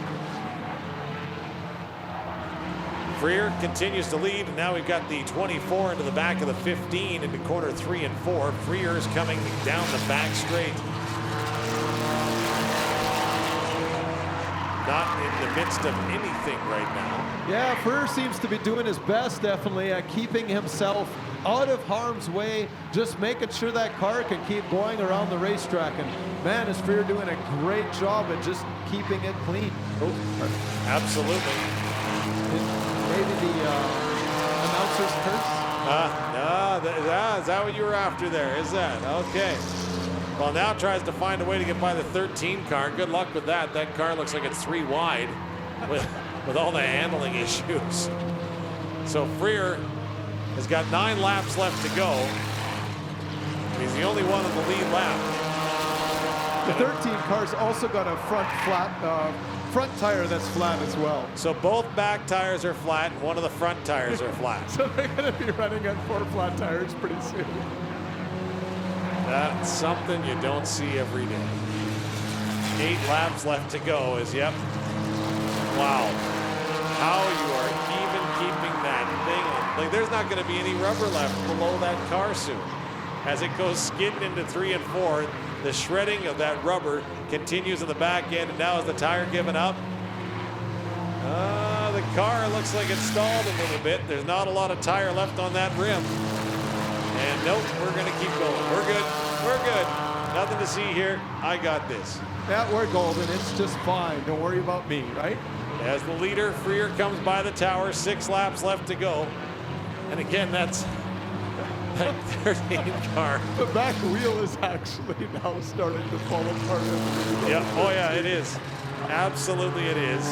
You're running on the rim right now. You are running on the rim. Coming in now, we're going to keep going. I don't think that he's capable of turning it back onto the track right now. That's a possibility. That is absolutely, yeah, that is a possibility. And what a day for Lucas Vertuck. Meanwhile, we've got more excitement coming as Freer is going to come around corner number 4. 4 laps left to go on this 100-lap feature. Freer continues to turn clean laps. Now we got a big puff of smoke that comes out of the back. Corner 3 of the 15 car, that being Wyatt Campbell. Ethan Cozart is in second, 7 laps down from the leader. And getting up for another run or two is Ryan Kubica. As Kubica going to get in front of the car that's smoking away, and Wyatt Campbell, the leader, Freer. And now we've got the 81 tire starts sparking away, so that tire blew right in front of the grandstand. Freer going to have to watch as there's two laps left to go for Freer. Kubica, what's left of his car, coming out of corner number 2. Now we got a spin in the 93. That's Clace, pointed in the wrong direction, right at the end of corner number 4. So drivers are going to have to watch for that as the white flag comes out for Freer. Clace does a good job to turn the car around and keep going. White flag is out. White flag flying, looking for 74 and the leader, Riley Freer. Freer's got to keep it clean out of 4. Freer looks up, checkered flag out, fist pump in the cockpit, and there you go. The 2020 Always Towing Run Your Junk champion is the number 74, Riley Freer out of Regina. As going to end it all with a bang. The 81 is going to take out more grass. Smoke coming out of some. Riley Freer, the winner in the 74 car, sponsored by Porter Electric. Wow, that's a finish. Yeah, that's certainly a good way to say it, Dave. That's what we expected with Run Your Junk. You know, we had, 6 or 8 cars finish this race, a whole bunch started. Folks, what did you think of that race? Is that what you expected from a Run Your Junk race? That's what I thought. That was a whole lot of fun for the fans. That was a whole lot of fun for the racers as well, I'm sure. Well, not done yet. No, we've still got the trailer race coming up. Yep, 35-lap trailer race presented by B&B Exteriors is what's on the docket. We've got 3 trailers that have registered and some way, somehow passed safety. So Chad Weehaj is going to drive the number 10 trailer, or truck and trailer, or car and trailer combination. The 34 will be Mike Schroeder,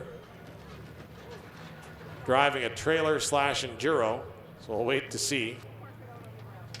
As that 81 car, the crew is just pumped that it made it through the race. Most in disbelief, but hey, pumped is good too. And then Dayton Van Meesen is going to drive as well, the 47. So we'll get those trailers ready to go. As again, you just never know.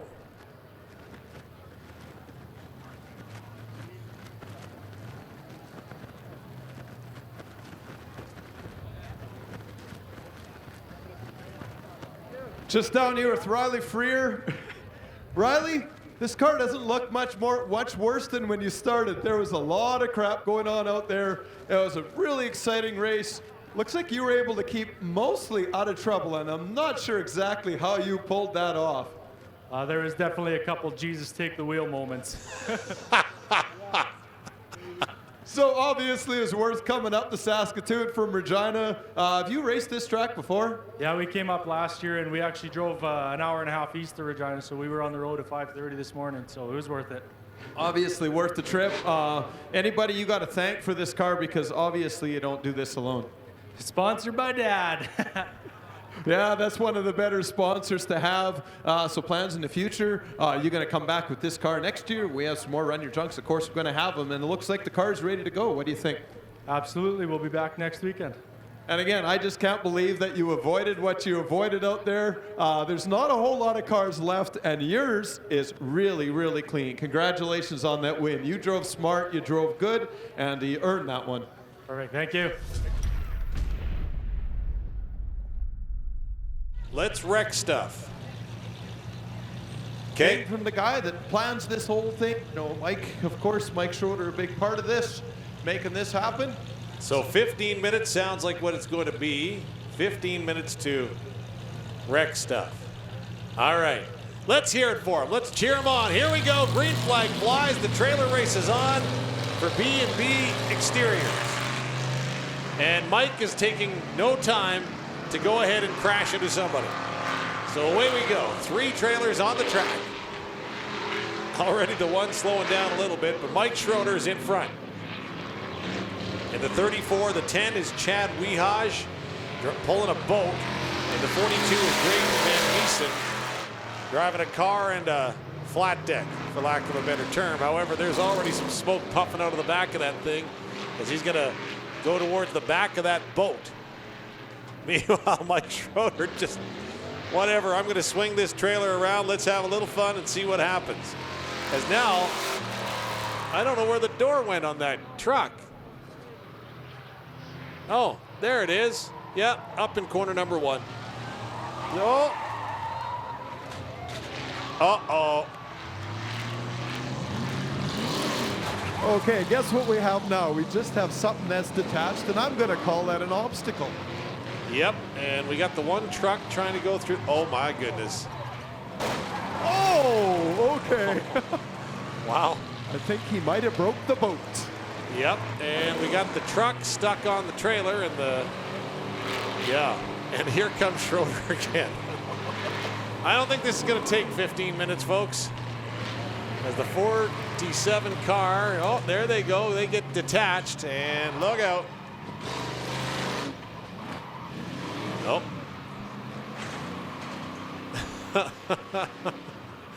I don't even know what to call this, folks. I do not know what to say.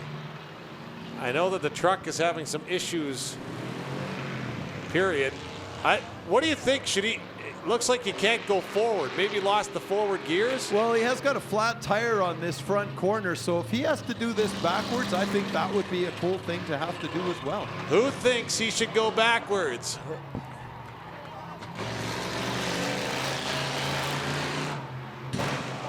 Oh!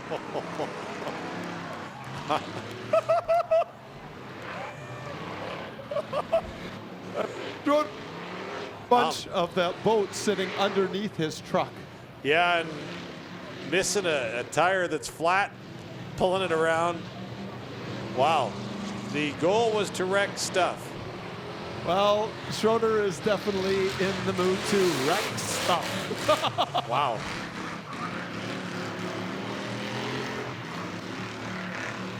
Well, gonna try to pull that trailer around.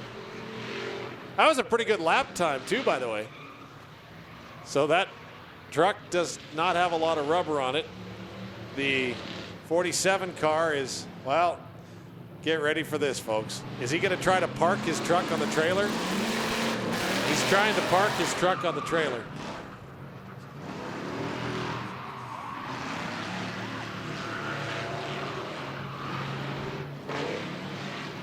Meanwhile, the 10 has basically become a pylon. Chad Wehaj in front. Nobody has yet touched that orange trailer of Mike's. No. And he desperately wants them to. Either that or see if he can slide that thing up into the wall in the back straightaway. That might be the plan, as the 47 car has at least one flat tire. Yeah, and it's not running very well either by the sounds of it. No. So the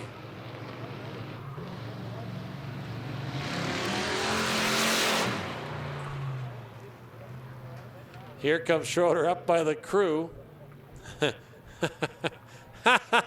Give him a wave.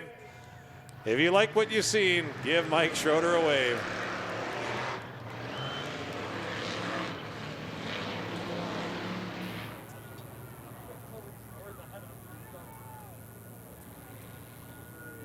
So I think we're just going to get the driver out of the number 10 truck, and Chad Wehaj.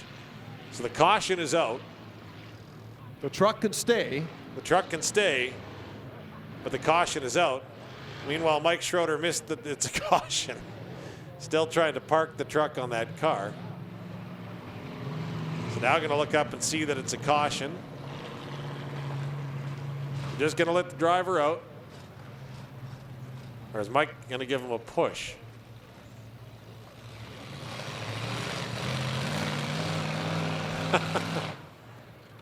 Oh, no turn in that car. So now it's, yeah, now that's a tough spot for the truck. I'm highly doubting that there's a rear view mirror on that truck, but to look back and see that it's kind of there, right? So the 10, that's Chad Wehaj, is there. And if I could be a fly on the wall and look over and see what those two drivers are saying to one another right now, what do you think they were talking about? Any guesses? I don't think it would have had anything to do with wrecking stuff, but No, maybe. never. So, gonna take the truck off the track. How about a crew hand for the Astro towing crew today, who've been in tough. Yeah, again, Astro helping us all year with these tow trucks, and this day usually is a busy day for them. So, and again, a big thanks to Always for sponsoring this event, as it were. A little bit of a burnout. Yeah, he's missing 2 tires on that 47 car. Now they're going to try to wreck the trailers together, are they? And look at the sparks fly on that truck. It's going to grind to a halt. Well, I hope you can see something, because down in the pits here, we could see nothing but smoke, but man, what a sweet aroma. There goes that trailer flipping around. The car has lost the trailer. And the 2 are going to come as the truck and going to dig up a little grass. We're going to try to take that trailer off. And there they go.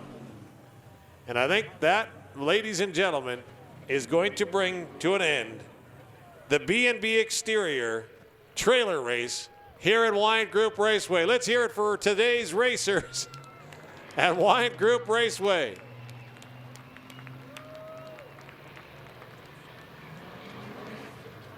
Well, that's going to do it, Todd. Another racing season, amazingly, is in the books. As fans are leaving, we remind you that for us to remain COVID compliant, we do have to continue to maintain physical distancing as we exit the track. So please allow for 6 feet between you and your partners as you're exiting the track.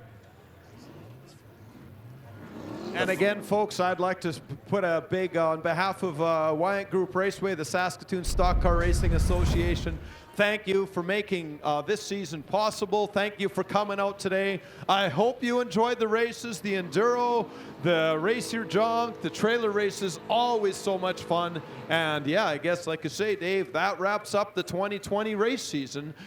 Short as it was, but still great. Absolutely, and to run down the final points finish for the Always Towing Run Your Junk, in first place was Riley Freer with 63 points. Second goes to Ethan Cozart with 61.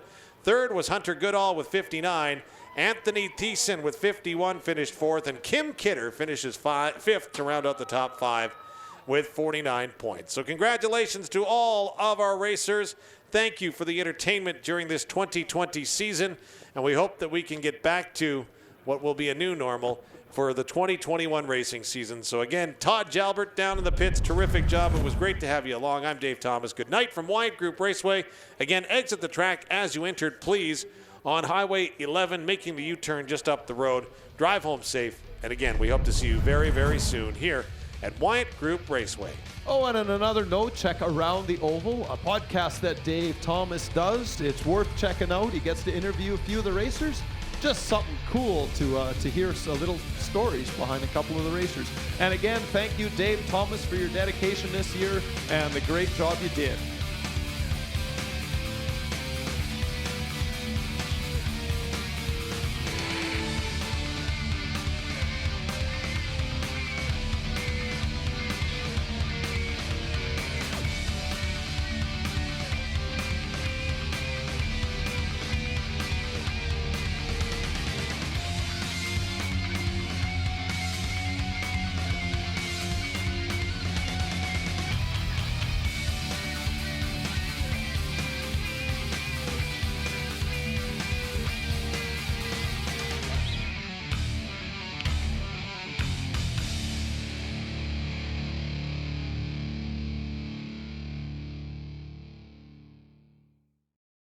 If you have program ideas that you'd like to see on MaxTV Local On Demand, write us at max.local@sastel.com.